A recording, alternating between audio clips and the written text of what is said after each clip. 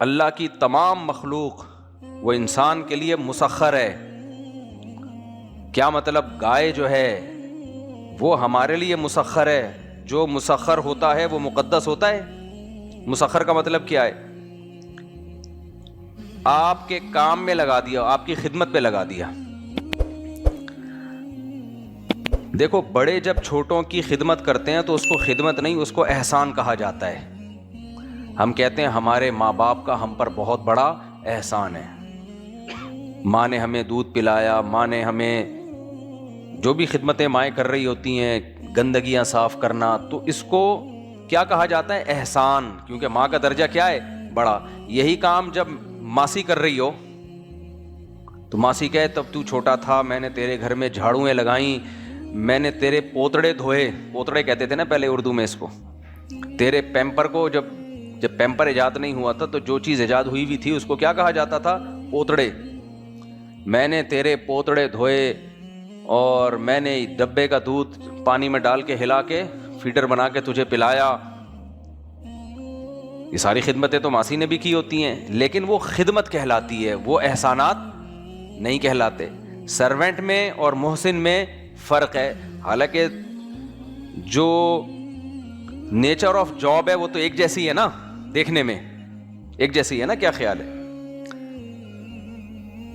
بڑا جب کسی کو کوئی چیز دیتا ہے تو اس کو گفٹ کہا جاتا ہے، نہیں اس کو صدقہ کہا جا سکتا ہے. آپ جب مالدار آدمی غریب کو کوئی پیسے دیتا ہے تو ہم کیا کہتے ہیں؟ صدقہ، خیرات.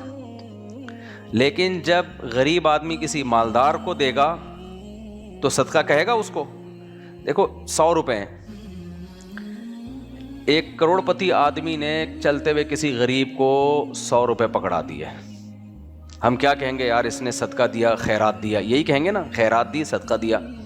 یہی غریب آدمی ایک دن آیا اور اس مالدار کو اس نے 100 روپے ایسے کر کے پکڑا دیے، اور کل کہہ رہے کہ میں نے اس مالدار کو صدقہ دیا، خیرات دیا. اس مالدار کو غصہ آئے گا کہ نہیں آئے گا؟ تو اس لیے یہ غریب آدمی اس کو کیا کہے گا؟ یہ آپ کے لیے گفٹ ہے. دے گا بھی ایسے دونوں ہاتھوں سے، سر کائنڈلی آپ قبول کر لیں. حالانکہ وہاں بھی 100 روپے کی ڈیلیوری ہو رہی ہے، یہاں بھی 100 روپے کی ڈیلیوری ہو رہی ہے، دونوں ایک ہی کام ہو رہے ہیں. لیکن جب مالدار غریب کو دے رہا ہے تو اس عمل کو احسان کہا جا رہا ہے. جب غریب مالدار کو دے رہا ہے تو لینے والے کا احسان سمجھا جا رہا ہے. سمجھتے ہیں کہ نہیں سمجھتے؟ علماء کو دیا جاتا ہے صدقہ یا گفٹ؟ بولتے کیوں نہیں؟ گفٹ دیا جاتا ہے نا. جو بھی جس کو بھی آپ بڑا سمجھتے ہو ان کو گفٹ. اپنے ابا اماں کو صدقے نہیں دیے جاتے کہ ابا میں نے صدقہ نکالنا تھا بچے کے سر پہ، یوں جیسے لوگ گھما رہے ہوتے ہیں، یہ آپ کو 100 روپے ابا رکھ کے چماٹ لگائے گا. میں واقعہ اکثر سناتا ہوں نا کہ ایک صاحب جمعرات کو میرے گھر میں کوفتوں کا سالن لایا کرتے تھے جب میں نیا نیا آیا یہاں پہ. آلو کوفتے کا شوربہ اتنا مزے کا ہوتا تھا، میں اور گھر والے سب بیٹھ کے پھوڑتے تھے اس کو نا. ہم نے کہا جمعرات آج کوفتے کا سالن آنے والے، فلاں صاحب لے کر آتے ہیں. ایک دن میں نے ان صاحب سے پوچھ لیا کہ یہ جو آپ ہر جمعرات کو میرے لیے اتنا اچھا کھانا لے آتے ہو تو یہ کیوں لا رہے ہو آپ؟ انہوں نے کہا میری نانی کا انتقال ہوا ہے تو ان کے لیے میں ہر جمعرات کو خیرات نکالتا ہوں. میں نے کہا یار آپ ہم آپ کو خیراتی نظر آ رہے ہیں؟ میں تو سمجھ رہا ہوں کہ آپ کے گھر میں بنتا ہوگا. آپ نے کہا چلو جی مفتی صاحب. تو دیکھو جب تک میں اس کو ہدیہ سمجھتا رہا، منڈ کے کوفتے کھاتا رہا. میں جس دن مجھے پتا چلا یہ ہدیہ نہیں ہے، یہ خیرات ہے، صدقہ ہے، ہاتھ روک لیا. اس دن کے بعد سے اب تک نہیں آئے. حالانکہ 15-20 سال سے بھی زیادہ ہو گیا ہوگا اس واقعے کو، نہیں آئے اب تک. ان کو میں نے منع کر دیا، میں نے کہا نہیں بھیجا کریں بھائی. تو حالانکہ وہی کوفتے، وہی شوربہ، وہی آلو، وہی روٹی، سب کچھ وہی ہے. لیکن پہلے مجھے لگ رہا تھا میری عزت ہو رہی ہے. جب انہوں نے بتایا خیرات ہے تو مجھے لگا کہ میری بے عزتی ہو رہی ہے، میری بےزتی ہو رہی ہے. بےزتی کہتے ہیں آج کل نا، کیونکہ جس کی ہو رہی ہوتی ہے نا وہ بے عزتی نہیں کہتا، یہ بڑا مہذب سا لفظ، وہ بےزتی ہی بولتا ہے. تو فوراً ایک دم چینج ہو گیا نا کہ یار یہ کیا ہے. ہاں کسی بیچارہ مستحق غریب ہے اس کو دو گے تو ٹھیک ہے، وہ اپنی بے عزتی محسوس نہیں کرے گا، لیکن وہ ہوگا صدقہ، خیرات ہی ہوگا وہ. تو اس سے پتہ چلتا ہے کہ بھائی ایک ہی عمل ہے لیکن نیت سے وہ عمل تبدیل. تو فرق کیا ہے دونوں میں؟ جب سامنے والے کو عزت دے کے کوئی کام کیا جاتا ہے تو وہ ہدیہ، گفٹ کہلاتا ہے. اور جب سامنے والے کو ضرورت مند سمجھ کے اس کی مدد کی جاتی ہے ثواب کے لیے تاکہ اللہ آپ سے راضی ہو جائے اور آپ کے گناہوں کو معاف کر دے، تو یہ عمل کیا کہلاتا ہے؟ صدقہ. یہ عمل صدقہ کہلاتا ہے. تو جو بڑے لوگ جو کرتے ہیں نا چھوٹوں پہ، وہ احسانات کہلاتا ہے وہ عمل. جب چھوٹا بڑے کے ساتھ کرے گا تو کیا کہلاتا ہے؟ خدمت. احسان نہیں کہلاتا. تبھی چھوٹے جب ماں باپ کی خدمت کرتے ہیں یا ان پر وہ کرتے ہیں تو وہ نہیں جھلا سکتے، ابا میرے آپ پر بڑے احسانات ہیں، اماں آپ پر میرے بڑے احسانات ہیں. وہ چماٹ لگائے گی رکھ کے، تیرے احسانات، میں نے جنا ہے تجھے تو کیا احسان کرے گا میرے اوپر. اماؤں نے آج کل چماٹے لگانا بھی چھوڑ دیے. پہلے زمانے کی اماؤں سے بچے پٹتے تھے، یہ اس میں بڑی برکت ہوتی تھی. اب اماں بھی مارکیٹ میں زبان پہ سارا ان کا غصہ آ گیا، چیخ چلا کے گھروں کا ماحول خراب کیا ہوا ہے. بھائی 2 چماٹے لگا کے چپ کراؤ اس کو، گھر میں شور کیوں؟ کیونکہ پھر آدمی کو بھی غصہ آ رہا ہوتا ہے نا گھر میں، جو چیخو پکار کا جب ماحول ہوگا. اتنا چیختی ہیں گھروں میں، اتنا چیختی ہیں کہ آدمی کہتا ہے یہ گھر ہے یہ کیا ہے، یہ چیخے نہیں چماٹ. بعض ہوتے ایسے لگاتی ہیں بچہ گھوم جاتا ہے پورا. اس چماٹ سے شوہر ڈر جاتا ہے، اس کا شوہر بھی کنٹرول میں رہتا ہے. چیخنے چلانے سے شوہر نہیں کنٹرول میں رہتا، آدمی کو غصہ آتا ہے یہ کیا ہے. چماٹ لگایا بچہ گھوم گیا، شوہر بھی ایک تھوڑا سا گھوم جاتا ہے، خروب بھی بڑھ جائے گا اس کے اوپر. خیر بچوں کو مارنا اچھا عمل نہیں ہے تو میں ویسے ہی کہہ رہا ہوں. خیر لیکن چیخے نہیں، چیخنے سے کم درجے کی برائی ہے چماٹ لگا دینا اس کو. یہ بھی برائی ہے لیکن کم درجے کی ہے. اللہ تعالیٰ نے ہمیں قرآن میں حکم دیا ہے، ان انکر الاصوات لصوت الحمیر. سب سے بری آواز کس کی ہوتی ہے؟ گدھے کی ہوتی ہے. خواتین سمجھتی ہیں صرف گدھے کی بری ہوتی ہے، گدھی کی بھی بری آواز ہوتی ہے. وہ سمجھتی ہیں کہ تو گدھے کے بارے میں ہے قرآن میں، تو شوہر چیخے تو اب نہیں بھائی، جب عورت چیختی ہے تو وہ گدھی بھی ایسی چیختی ہے، گدھا بھی جیسے چیختا ہے، تو دونوں کی آوازیں بری ہیں. خیر تو کہاں سے کہاں میں چلا گیا، جو خدمت کی بات کر رہا تھا، بات ہی ذہن سے نکل گئی، ٹاپک سے ہٹ گئے ہم لوگ نا. نہیں وہ تو ہے، یہ بات آئی کس پر؟ نہیں وہ تو ٹاپک ہی چینج ہو گیا. میں غیر مسلم کی بات کر رہا تھا کہ غیر مسلم جب اسلام قبول کرتے ہیں تو ہاں اب یاد آ گئی، وہ ہندو کو جب اسلام قبول کروایا جائے گا نا تو ہندو لوگ کہتے ہیں نا گائے ہماری ماتا ہے، اس کے ہم پر احسانات ہیں. یہ اس کو سمجھانے کے لیے میں مثال دے رہا تھا. گائے کے ہم پر کیا ہیں؟ احسانات. اتنا دودھ دیتی ہے، اتنا دودھ دیتی ہے. ہماری گائے بھی الحمدللہ دے رہی ہے ماشاءاللہ. تو اتنے احسانات ہیں گائے کے ہمارے اوپر، تو جو احسان کرے وہ تو مقدس ہوتا ہے. تو قرآن نے اس نظریے کو کی نفی کی. کیسے نفی کی؟ قرآن نے کہا احسانات تو سورج بھی کرتا ہے، احسان تو چاند بھی کرتا ہے. چاند کو ہٹا دو نا، جو گریوٹی کا سارا سسٹم آؤٹ ہو جائے گا. اور احسانات تو شہد کی مکھی بھی کرتی ہے، ہمیں شہد دیتی ہے. کیا خیال ہے؟ تو یا تو سب کو مقدس مان لو، جس کو مقدس مانا جاتا ہے اس کی تعظیم کی جاتی ہے. دیکھو معبود ہونا الگ چیز ہے اور صرف مقدس ہونا الگ چیز ہے. معبود کا مطلب ہے عبادت کی جائے گی، مقدس ہونے کا مطلب عبادت نہیں، رسپیکٹ دی جائے گی. ماں باپ معبود نہیں ہوتے، مقدس ہوتے ہیں. کیا خیال ہے؟ ٹیچر معبود نہیں ہوتا لیکن منہ سے جملہ کمپلیٹ کر لینا بھائی، مقدس ہوتا ہے. تبھی ٹیچر کو رسپیکٹ دی جانی چاہیے. آج کل یونیورسٹیوں میں اسکولوں میں دی نہیں جا رہی ہے بلکہ الٹا بدتمیز بنایا جا رہا ہے. یہ بھی ایک نیا ٹاپک ہے، کیا کریں. ہم ہر چیز یورپ سے لے رہے ہیں، گوروں سے لے رہے ہیں. مجھے لوگ فخر سے بتا رہے ہوتے ہیں وہاں یونیورسٹی میں اگر طالب علم سو بھی رہے، ٹیچر پڑھا رہا ہے تو ٹیچر جگائے گا نہیں اس کو. بھائی کیوں نہیں جگائے گا؟ تو بدتمیزی ہے یار. ہر چیز میں تم گورا الٹا بھی کرے تو اس کو بس، یہ تو بے ادبی ہے استاذ کی. یہ پڑھا رہا ہے اور آپ سو رہے ہیں. اسلام میں ٹیچر چاہے دنیاوی علوم کا ہو یا دینی علوم کا ہو، اس ٹیچر کی تعظیم کا حکم ہے. نبی صلی اللہ علیہ وسلم کی تعظیم جو ہم کرتے ہیں، آپ کے پیغمبر ہونے کی حیثیت سے بھی، آپ کے ٹیچر ہونے کی حیثیت سے بھی. آپ ایک تو اس لیے تعظیم کہ آپ اللہ کے پیغمبر ہیں، لیکن پیغمبر تو بہت سے گزرے ہیں، لیکن آپ ہمارے معلم بھی ہیں. تو معلم ہونے کی حیثیت سے الگ رسپیکٹ، الگ تعظیم ہے.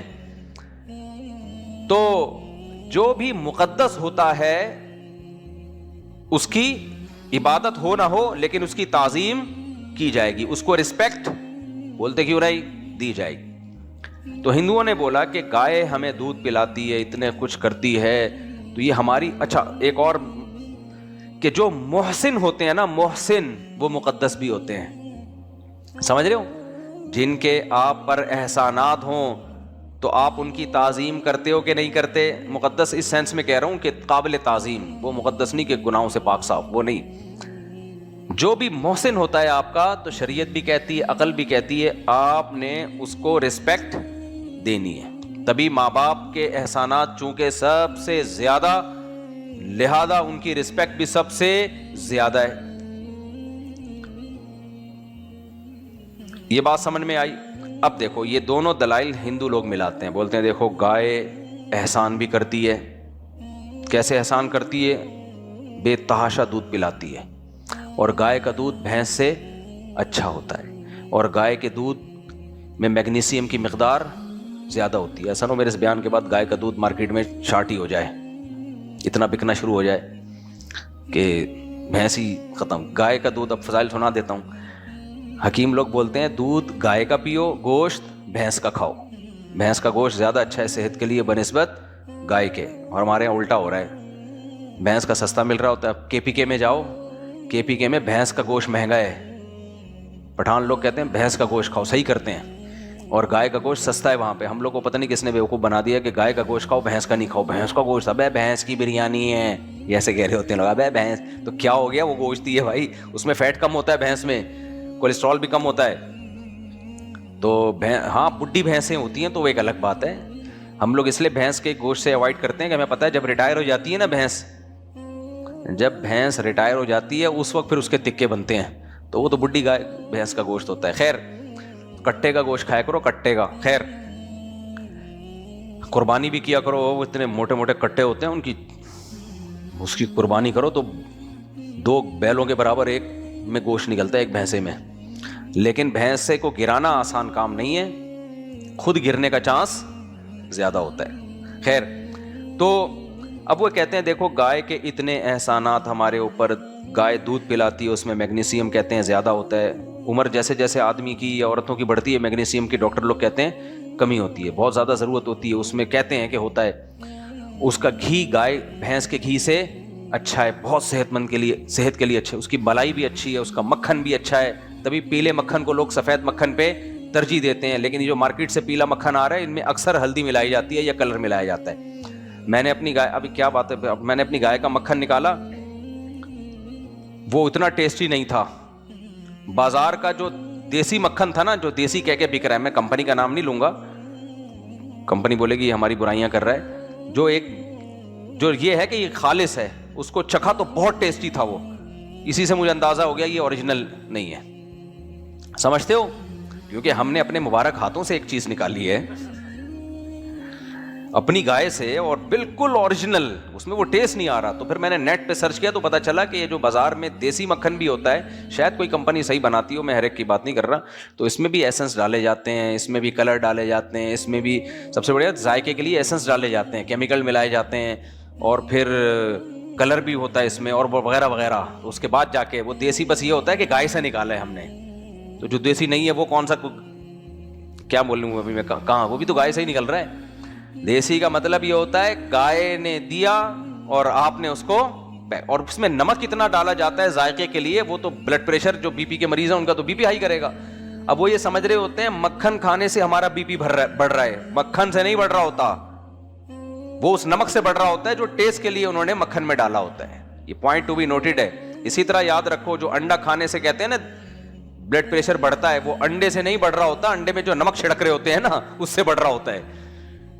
تو بغیر نمک کے انڈا کھاؤ، کوئی بی پی نہیں بڑھے گا، 3 انڈے پھوڑ دیا کرو اپنے خرچے پہ۔ خیر تو اب انہوں نے کہا کہ دیکھو یہ گائے اتنا اچھا مکھن، اتنا اچھا گھی، اتنا اچھا پنیر، اتنا اچھا دودھ وغیرہ وغیرہ وغیرہ، اور گائے دودھ بھی کنٹینیوسلی زیادہ یعنی دیتی رہتی ہے۔ بھینس دیکھو، میں توحید کے ضمن میں آپ کو گائے اور بھینسوں کے فرق بھی بتا رہا ہوں۔ ہندو یہ دلائل دے سکتے ہیں نا، ہم ہندوؤں سے پوچھتے ہیں نا کہ بھائی تو پھر بھینس بھی تو دودھ دیتی ہے، وہ اس کو مقدس کیوں نہیں مانتے؟ تو وہ جواب میں کیا کہیں گے، گائے کا دودھ زیادہ، کوانٹٹی بھی زیادہ، کوالٹی بھی اچھی، اور زیادہ عرصے تک دیتی ہے، جبکہ بھینس کے دودھ کی کوالٹی گائے سے ہلکی، کوانٹٹی بھی کم، اور ٹائم بھی کم، وہ پریگننٹ ہونے کے بعد بہت جلدی بند کر دیتی ہے دودھ، جبکہ گائے دودھ جلدی بند نہیں کرتی، بہت طویل عرصے تک دیتی رہتی ہے۔ تو تو تبھی پوری دنیا میں گائے کے دودھ کا زیادہ رواج ہے. تو کہتے ہیں اب دیکھو اتنا دودھ نہ بکری دیتی ہے نہ کوئی اور, یہ اس کے احسانات بہت زیادہ ہیں. یہ میں ہندوؤں کے دلائل آپ کو دے رہا ہوں کہ ہندو یہ دلائل دے سکتے ہیں, دیتے رہتے ہیں وہ یہ دلائل. وہ یہ بھی کہتے ہیں, ہم کہتے ہیں بھائی احسانات تو پھر اور مخلوق کے بھی بہت زیادہ ہیں. تو کہتے ہیں دیکھو احسان تو کسی کا بھی ہو سکتا ہے, ہم دیکھتے ہیں زیادہ احسانات کس کے ہیں.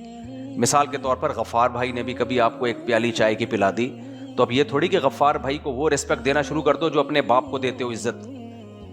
کیا خیال ہے بھائی؟ وہ ایک دفعہ کا احسان ہے, ابا کے ہمیشہ کے ہیں, بہت زیادہ ہیں. تو وہ ہندو یہ کہہ سکتے ہیں بھائی اور بھی مخلوق ہماری چھوٹی موٹی خدمت کرتی ہے, لیکن گائے جیسی خدمت وہ کوئی اور مخلوق نہیں کرتی. ہم تھوڑی دیر کے لیے اس دعوے کو فرض کر لیتے ہیں, مان لیتے ہیں کہ ٹھیک ہے, حالانکہ یہ بھی ٹھیک نہیں ہے. سورج سب سے زیادہ خدمت کون کر رہا ہے؟ سورج کر رہا ہے. سورج نکلنا بند ہو جائے, بھی ہمارے بھائی ناروے سے آئے ہوئے ہیں, وہاں آج کل بہت کم نکل رہے ہیں نا سورج, تبھی تو آپ یہاں آ گئے, ٹھیک ہے نا. میں ناروے میں رہا ہوں نا سردیوں میں, تو مجھے اندازہ ہوا سورج کتنی بڑی اللہ کی نعمت. گائے کے بغیر گزارا ہو سکتا ہے بھائی, سورج کے بغیر گزارا نہیں ہو سکتا, ڈپریشن میں جاتا ہے آدمی. اور گائے بھی تو دودھ جبھی دے رہی ہے جب سورج لہلہاتی فصلیں اگا رہا ہے, اور گائے کو بھی سن لائٹ چاہیے, اندھیروں میں رکھ دو وہ بھی دودھ دینا بند کر دے گی. سورج کی خدمت تو اور زیادہ. لیکن تھوڑی دیر کے لیے فرض کر لو اس کائنات میں سب سے زیادہ احسانات جس مخلوق کے ہیں وہ گائے ہے, مان لو تھوڑی دیر کے لیے. تو اب سوال یہ پیدا ہوتا ہے کہ گائے جو احسان کر رہی ہے, فرض کر لو اس کو احسان کہا جائے گا یا خدمت کہا جائے گا؟ اس کو احسان کہا جائے گا یا خدمت؟ اگر اس کو خدمت کہا جائے تو یہ پھر گائے مقدس نہیں رہے گی پھر ہمارے لیے. خادم مقدس ہوتا ہے, خادم مخدوم کو عزت دیتا ہے, نہ کہ مخدوم خادم کو.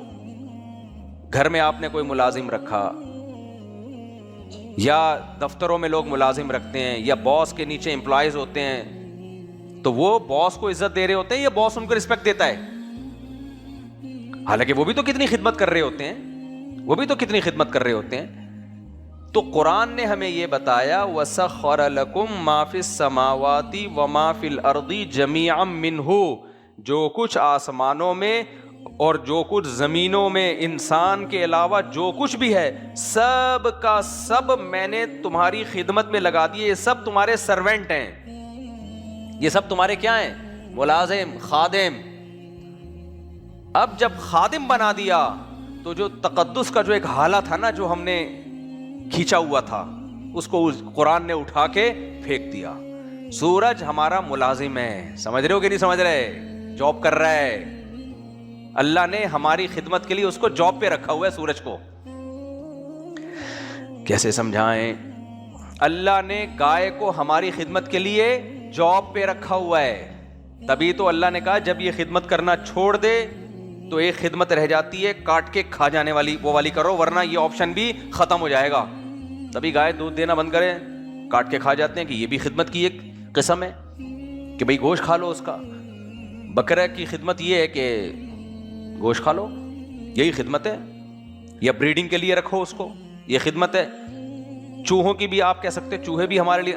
پہلے زمانے میں تو لوگ کہتے ہوں گے نا کہ اللہ قرآن میں کہہ رہا ہے کہ ہر چیز تمہاری خدمت میں. اب سوال پیدا ہوتا ہے, چلو گائے بکری بیل تو سمجھ میں آتا ہے, اتنی ساری مخلوق ہماری خدمت کیسے کر؟ چوہے تو ہماری خدمت نہیں کر رہے, بندر تو ہماری خدمت نہیں کر رہے, لیکن ناسا والوں نے بتا دیا بندر بھی خدمت کر رہے ہیں ہماری.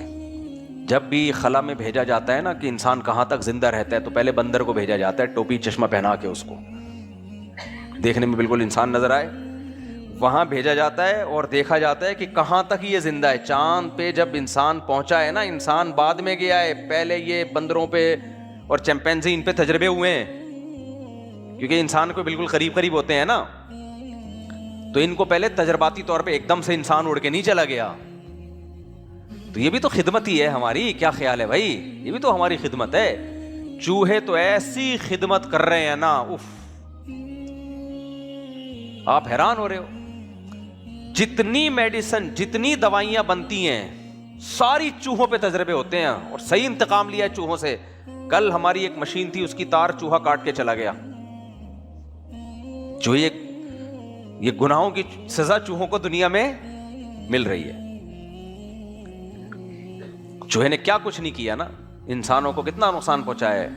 لیکن جتنی بھی میڈیکل سائنس میں دوائیں, ویکسین, کووڈ کی جو ویکسینیں بنی ہیں, پہلے کس کو ٹھوکا گیا ہے؟ چوہوں پہ تجربے ہوئے ہیں. ہر زہر پہلے چوہے کو کھلایا جاتا ہے, ہر ویکسین پہلے چوہے کو لگائی جاتی ہے. اس کی یہ جو آج آ رہے ہیں نا, یہ کھلانے سے یہ ہوتا ہے اینٹی ایجنگ ہے یہ دوا, یہ ایج کو کم کر دیتی ہے, یہ کولیسٹرول بڑھاتی ہے, یہ کولیسٹرول کم کرتی ہے, یہ بیڈ کولیسٹرول, یہ اچھا کولیسٹرول, یہ سارے تجربے ہمیں کہاں سے پتہ چلے ہیں؟ چوہوں. کینسر تک کے تجربے, شوگر تک کے تجربے, یہ سارے پہلے چوہوں پہ ہوتے ہیں. جب کئی درجنوں چوہوں کو موت کی گھاٹ اتار دیا جاتا ہے اور دیکھا جاتا ہے کہ کیا اثر ہو رہا ہے, اس کے بعد جا کے پھر یہ انسانوں پہ آتے ہیں. پھر انسانوں میں بھی کسی کو اپنے آپ کو پیش کرنا پڑتا ہے کہ بھائی میں انسانیت کی خدمت کے لیے اپنی خدمات پیش کرنے کے لیے تیار ہوں, ٹھوکو. اور ایسا ہوا, ہمارے ایک ریلیٹو کینسر کی ایک دوا سائنسدانوں نے ایجاد کی امریکہ میں, تو چوہوں پہ وہ تجربے کامیاب ہو گئے. تو ایک کینسر کے پیشنٹ تھے, تو کہا گیا کہ بھائی اب یہ دوا ہم نے انسانوں پہ تجربہ کرنی ہے, تو یعنی ایک خیر سگالی کے طور پہ کون فی سبیل اللہ اپنے آپ کو حوالے کرنا چاہتا ہے, تو اس کا ہم علاج کریں گے. تو ہمارے ایک ریلیٹو ہیں, انہوں نے اپنے آپ کو پیش کر دیا کہ چلو یار میرا اس بہانے علاج بھی ہو جائے گا اور گورنمنٹ پھر ٹھیک ٹھاک پیسہ بھی دے گی. وہ ان کو کھلائی ہے دوا, ان کا انتقال ہو گیا, یا ان پہ جو بھی انجیکشن تھا یا جو بھی تھا ان کا انتقال ہو گیا. تو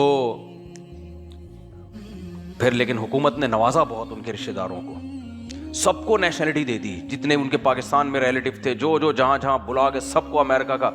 وہ وہاں کی حکومت پھر خیال کرتی ہے کہ بھائی ایک بندے نے قربانی دی ہے, لیکن وہ بندہ قربانی نہ دیتا تو کسی اور کو کھلا دیتے, کیا خیال ہے؟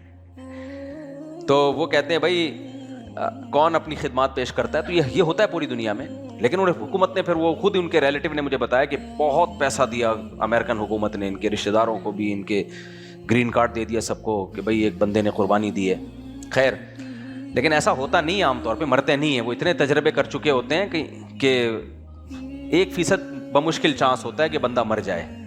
لیکن بہرحال ابھی تو میں چوہوں کی بات کر رہا ہوں آپ کے سامنے, کہ اللہ نے جو قرآن میں کہا کہ ہم نے تمہارے لیے سب کچھ مسخر کر دیا, تو اس میں چوہے بھی شامل ہیں. اب دیکھو یہاں دو چیزوں کو اس سے اسلام فائٹ کر رہا ہے. ایک ملحد سے جو کہتا ہے کہ یہ ہم سب خود بخود بنے ہیں. اگر ہم سب خود بخود بنے ہیں تو کسی مخلوق کو اپنے فائدے کے لیے کسی دوسری مخلوق کو قتل کرنے کی اجازت ہونی چاہیے ہے؟ پھر انسانوں کے لیے جائز ہونا چاہیے کہ چوہوں پہ تجربے کریں. ایک انسان پہ تجربہ کیا, وہ مر گیا, اس کو تو کروڑ روپے دے دیے. جو چوہے روز آپ مار رہے ہو سینکڑوں کے حساب سے, ان کو کیا مل رہا ہے؟ نہ میڈیا پہ ان کا کوئی انٹرویو آ رہا ہے, نہ ان کی تصویریں شائع ہو رہی ہیں, نہ ان کو چھپکلیاں کھلائی جا رہی ہیں کہ بھئی اب یہ چوہے نے بڑی عظیم قربانی دی ہے, تو اس چوہے کے بچوں کو ہم گرین کارڈ دیں گے یا کوئی نیشنلٹی دیں گے. کچھ ہے؟ وہ تو جو مرا اٹھا کے یوں اٹھا کے پھینکتے ہوں گے کچرے میں, چل بے جا. کتنی مرغیاں کاٹ کے ہم روزانہ کھا جاتے ہیں, ذبح کر کے کھا جاتے ہیں, خون بہاتے ہیں. بکرے 2 دانت کے ہوتے ہیں, جوان ہوتے ہیں, ہم کاٹ کے کھا جاتے. عیاشی کی عمر ابھی شروع ہوئی ہے ان کی, کاٹ کے کھا جاؤ. ملحد کے لیے یہ جائز ہے؟ جو ایتھیسٹ ہیں, جو خدا کے منکر ہیں, کس دلیل سے آپ کے لیے جائز ہو گیا کہ اپنے فائدے کے لیے کسی کی جان لو؟ ہو سکتا ہے کہ ایتھیسٹ ملحد جواب میں یہ کہے کہ جانور بھی تو ایک دوسرے کی جان لیتے ہیں نا اپنے فائدے کے لیے. شیر کھا جاتا ہے ہرن کو, تو ہم انسانوں نے اگر ہرن کو ذبح کر کے یا کاٹ کے کھا لیا تو کیا جرم ہے؟ بھائی ایک بات تو یہ کہ شیر کی زندگی اس پر موقوف ہے, وہ ہرن کھائے بغیر زندہ نہیں رہ سکتا. نمبر 2, اس کے پاس عقل نہیں ہے اچھائی اور برائی کی. شیر بہت سے ظالمانہ کام بھی کر رہا ہوتا ہے. مثال کے طور پر ایک ہرنی نے بچہ دیا, چھوٹا سا معصوم, آپ دیکھو ڈاکومنٹریز میں چھوٹا سا معصوم بچہ, کتنا ترس آ رہا ہوتا ہے, اور ایک ہرنی اس کے ساتھ دوسری ہے جسے کچھ بھی نہیں ہے. شیر بعض دفعہ اس ہرنی پہ حملہ کرے گا جس نے بچہ دیا ہے. بھائی تو اس کے بچے کو یتیم کیوں کر رہا ہے؟ تیرے پاس کھانے کے لیے دوسرا آپشن بھی تو ہے, وہ نر کو کھا لینا تو یہ تمہاری بھائی ضرورت تو اس سے بھی پوری ہو رہی ہے. شیر میں یہ تمیز ہے؟ ہائنا آپ نے دیکھا ہوگا نا, لکڑ بکڑ جسے کہتے ہیں, کتنی بدترین طریقے سے کھاتا, تو تمیز سے بھی تو کھا سکتا ہے یار تو. شیر کیا کرتا ہے, پہلے پکڑ کے یہاں سے دبا کے جان سے مار دے گا, پھر کھانا شروع کرے گا. ہائنا کیا کرتا ہے, جہاں سے بوٹی ملے گی وہیں سے نوچے گا. بھائی تو پہلے جانور کو مار دے آرام سے, پھر کھانا. لیکن اتنی بدترین طریقے سے کھاتا ہے. لیکن وہ ظالم نہیں ہے. کیوں؟ اس لیے کہ اس میں عقل نہیں ہے. تو پتا چلا انسانوں کو جانوروں پہ قیاس نہیں کر سکتے. تو اب ہم ملحد لوگوں سے پوچھتے ہیں کہ تم کس بیس پہ ہرن کا گوشت کھاتے ہو؟ شیر تو 2 دلائل دے سکتا ہے اپنے اس گوشت کے حلال ہونے کی. ایک دلیل تو یہ دے گا, بھائی میں تو جانور ہوں, مجھے کیا پتا حلال کیا حرام کیا, لیگل کیا اللیگل کیا, ظلم کیا عدل کیا, میرے اندر یہ صلاحیت نہیں ہے.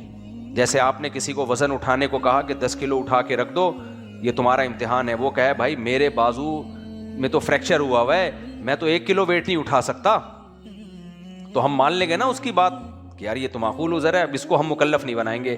تو شیر کہہ سکتا ہے کہ بھائی جیسے جس کے بازو میں فریکچر ہو وہ 5 کلو ویٹ نہیں اٹھا سکتا, اب 10 کلو کیسے اٹھوا رہے ہو؟ تو میرے پاس تو کھوپڑی ہے ہی نہیں یہ سمجھنے کے لیے کہ ظلم کیا ہے اور عدل کیا ہے, یہ تو میرے پاس صلاحیت ہی نہیں ہے. دوسری بات یہ کہ میرا تو اس کے بغیر گزارا نہیں ہے, میں بھوک سے تڑپ تڑپ کے مر جاؤں گا. اس کا مطلب فطرت یہ چاہتی ہے کہ میں کیا کھاؤں, میں ہرن کھاؤں. یہ لوگ نیچر کو مانتے ہیں نا, نیچر. انسان یہ دلائل نہیں دے سکتا. نمبر 1, انسان کے پاس عقل ہے. عقل یہ کہتی ہے کہ اپنی زندگی بچانے کے لیے دوسرے کی زندگی نہیں لی جا سکتی. کوئی آپ کو دھمکی دے کہ جمشید کو مار دو ورنہ میں تمہیں مار دوں گا, تو کیا آپ کے لیے جمشید کو مارنا جائز ہوگا؟ وہ کہے گا بھائی جتنا تجھے زندہ رہنے کا حق ہے اتنا ہی مجھے. آپ کا کیا, ایکچولی میں تجھے نہیں مارتا تو وہ مجھے مار دیتے. یہ تو وہی ہو گیا کہ اس کی ایک آدمی کی گردن پھانسی کے پھندے میں نہیں آ رہی تھی, تو جلاد نے بولا چلو جس کی آ رہی ہے اس کو لٹکا دو. حکومت نے بولا کہ اس بندے کو لٹکانا ہے, اس کی گردن موٹی تھی, پھندے میں فٹ نہیں بیٹھ رہی تھی.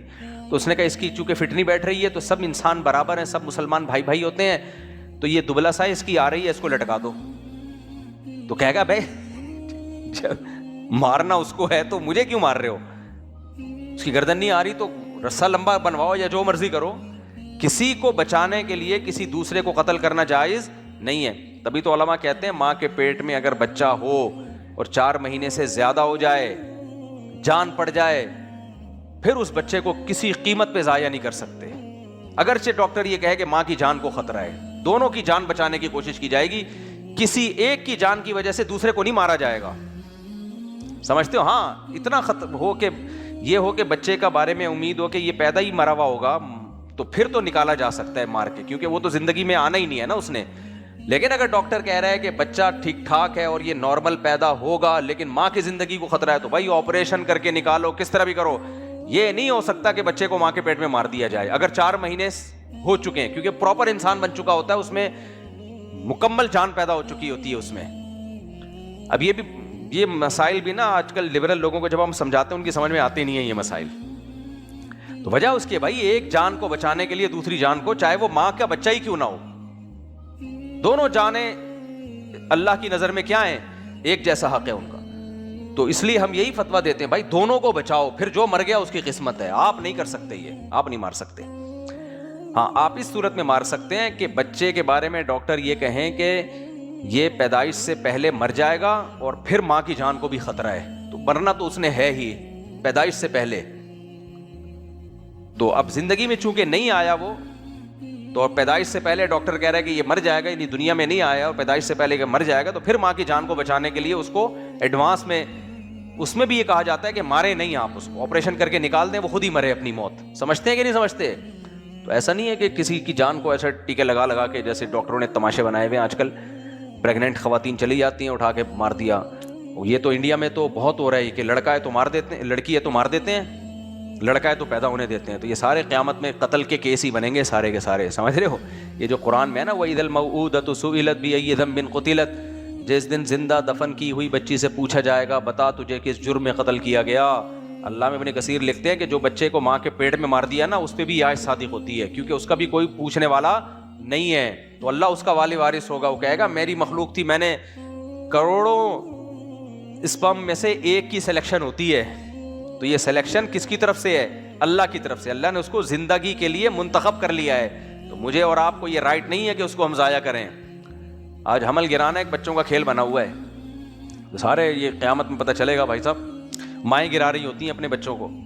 ہاں ابتدائی 1-2 دن کا, 1-8 ہفتے کا ہے, تو اس میں اگر واقعی ماں کی جان کو خطرہ ہے تو پھر گرایا جا سکتا ہے, کیونکہ وہ ابھی اس میں پھر ماں کی جان کو فوقیت دی جائے گی. خیر, تو ملحد لوگ جو ہیں, جو ایتھیسٹ لوگ ہیں, ان سے ہمارا سوال یہ ہے کہ شیر اگر جانور کو مار کے کھاتا ہے تو 2 دلائل ہیں اس کے پاس اس کام کے لیگل ہونے کے. ایک دلیل, بھائی میرے اندر عدل کی صلاحیت نہیں, صحیح اور غلط کی صلاحیت نہیں. نمبر 2, میرا اس کے بغیر گزارا نہیں. انسان سے ہمارا سوال یہ ہے کہ آپ کس بیس پہ اس کو مار کے کھا رہے ہو. یہ ایتھیسٹ لوگ مرغیاں کیوں کھاتے ہیں, خنزیر کیوں کھاتے ہیں, جتنے بھی جانور ہیں ان کو مار کے کیوں کھاتے ہیں؟ جتنی آپ کی زندگی قیمتی اتنی ہی اس کی زندگی, کیونکہ آپ سب حسن اتفاق سے بنے ہو نا, کوئی خدا تو معاذ اللہ کوئی ہے ہی نہیں, تو ہر ایک کو حق ہے. نمبر 2, شیر کا ہرن کے بغیر گزارا نہیں ہے. انسانوں میں لاکھوں انسان ایسے ہیں جو ویجیٹیرین ہیں اور 90-100 سال زندہ رہ کے جاتے ہیں. میرا اور آپ کا گوشت کے بغیر گزارا واقعی نہیں ہے, لیکن یہ کوئی قاعدہ کلیہ نہیں ہے. بہت سے لوگ دنیا میں آئے, ہندوؤں میں تو بہت بڑی تعداد ہے جو گوشت کے بغیر 90 سال زندگی گزار کے جاتے ہیں. آپ کہہ سکتے ہیں کہ وہ والی لائف نہیں ہوتی, گوشت کے فائدے حاصل نہیں ہوتے, تو فائدے حاصل کرنے کے لیے کسی کی جان لے لینا. زندگی بچانے کے لیے تو پھر بھی سمجھ میں آ رہا ہے کہ بھائی اس پہ گوشت پہ زندگی موقوف ہے, انسان کہہ سکتا ہے کہ میرا زندہ رہنا زیادہ ضروری ہے, لیکن گوشت کے بغیر بھی انسان زندہ رہ سکتا ہے. 4 شادیاں نہیں کر پائے گا وہ ایک الگ بات ہے.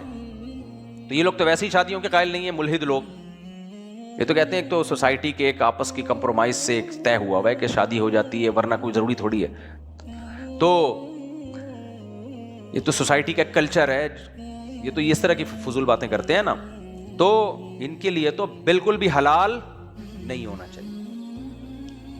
تو ان کے لیے تو گائے کاٹنا بھی حلال نہیں, کچھ بھی حلال نہیں ہونا چاہیے. تو اسلام کا سوال یہ کس سے ہے؟ ملحدوں سے. ہندوؤں سے سوال یہ ہے کہ تم جو یہ کہتے ہو ہم گوشت نہیں کھاتے, اس لیے وہ بھی یہی دلیل, وہی دلیل دیتے ہیں جو میں بھی ملحدوں کے خلاف دلیل دے رہا ہوں. اگر ہم خدا کو نکال دینا ڈکشنری سے تو ہندو بالکل صحیح دلیل دیتا ہے. میں نے کلپ دیکھا جس میں ایک ہندو کہہ رہا ہے, اسے گوشت لایا گیا نا کوئی, جیسے وہ موٹیویشن کے لیے کہ گوشت مت کھایا کرو. اس نے کہا بھائی جس جانور کا تم نے یہ گوشت نکالا ہے اس کو بھی زندہ رہنے کا حق تھا. ابھی پرانی بات ہے, مجھے پورے الفاظ یاد نہیں ہیں. یہ جانور کسی کا بچہ ہوگا یا کسی کی ماں ہوگی, اس کو بھی تکلیف ہوتی ہے نا. آپ بھینس کے بچے کو ذرا کاٹ کے دیکھو, بھینس کاٹ دے گی آپ کو. 1 ہفتے تک بھینس ڈپریشن میں رہتی ہے, اتنا محبت کرتی ہے اپنے بچے سے, ٹینشن میں ہوتی ہے. مرغی کے چوزے کو الگ کر کے دیکھو, مار دے گی آپ کو جان سے. تو ہندو جو عقلی دلیل دیتے ہیں, عقل کے لحاظ سے, ظاہری لحاظ سے بہترین دلیل ہے کہ بھائی جتنا ہمیں زندہ رہنے کا حق ہے اتنا ہی جانوروں کو بھی حق ہے. تو ڈاکٹر ذاکر نائک صاحب نے اس کا جو جواب دیا ہے کہ بھئی جانوروں میں بھی تو حیات ہوتی ہے, زندگی ہوتی ہے. ڈاکٹر صاحب قابل احترام ہے, لیکن یہ جواب مزیدار نہیں ہے. بھئی حیات ہونا الگ چیز ہے, شعور ہونا الگ چیز ہے. پودوں میں حیات ہوتی ہے, زندگی ہوتی ہے, شعور نہیں ہوتا. پودے کو تھوڑی پتا ہوتا ہے آپ مجھے کاٹ رہے ہو کہ نہیں کاٹ رہے. جانوروں کو تو پتا ہوتا ہے, ڈر بھی جاتے ہیں, تڑپتے ہیں, بھاگنے کی کوشش کرتے ہیں. پودے حکمن بے جان ہی ہیں, ان میں شعور نہیں ہے. اصل بات حیات کی نہیں ہے, اصل بات کس کی ہے؟ شعور کی.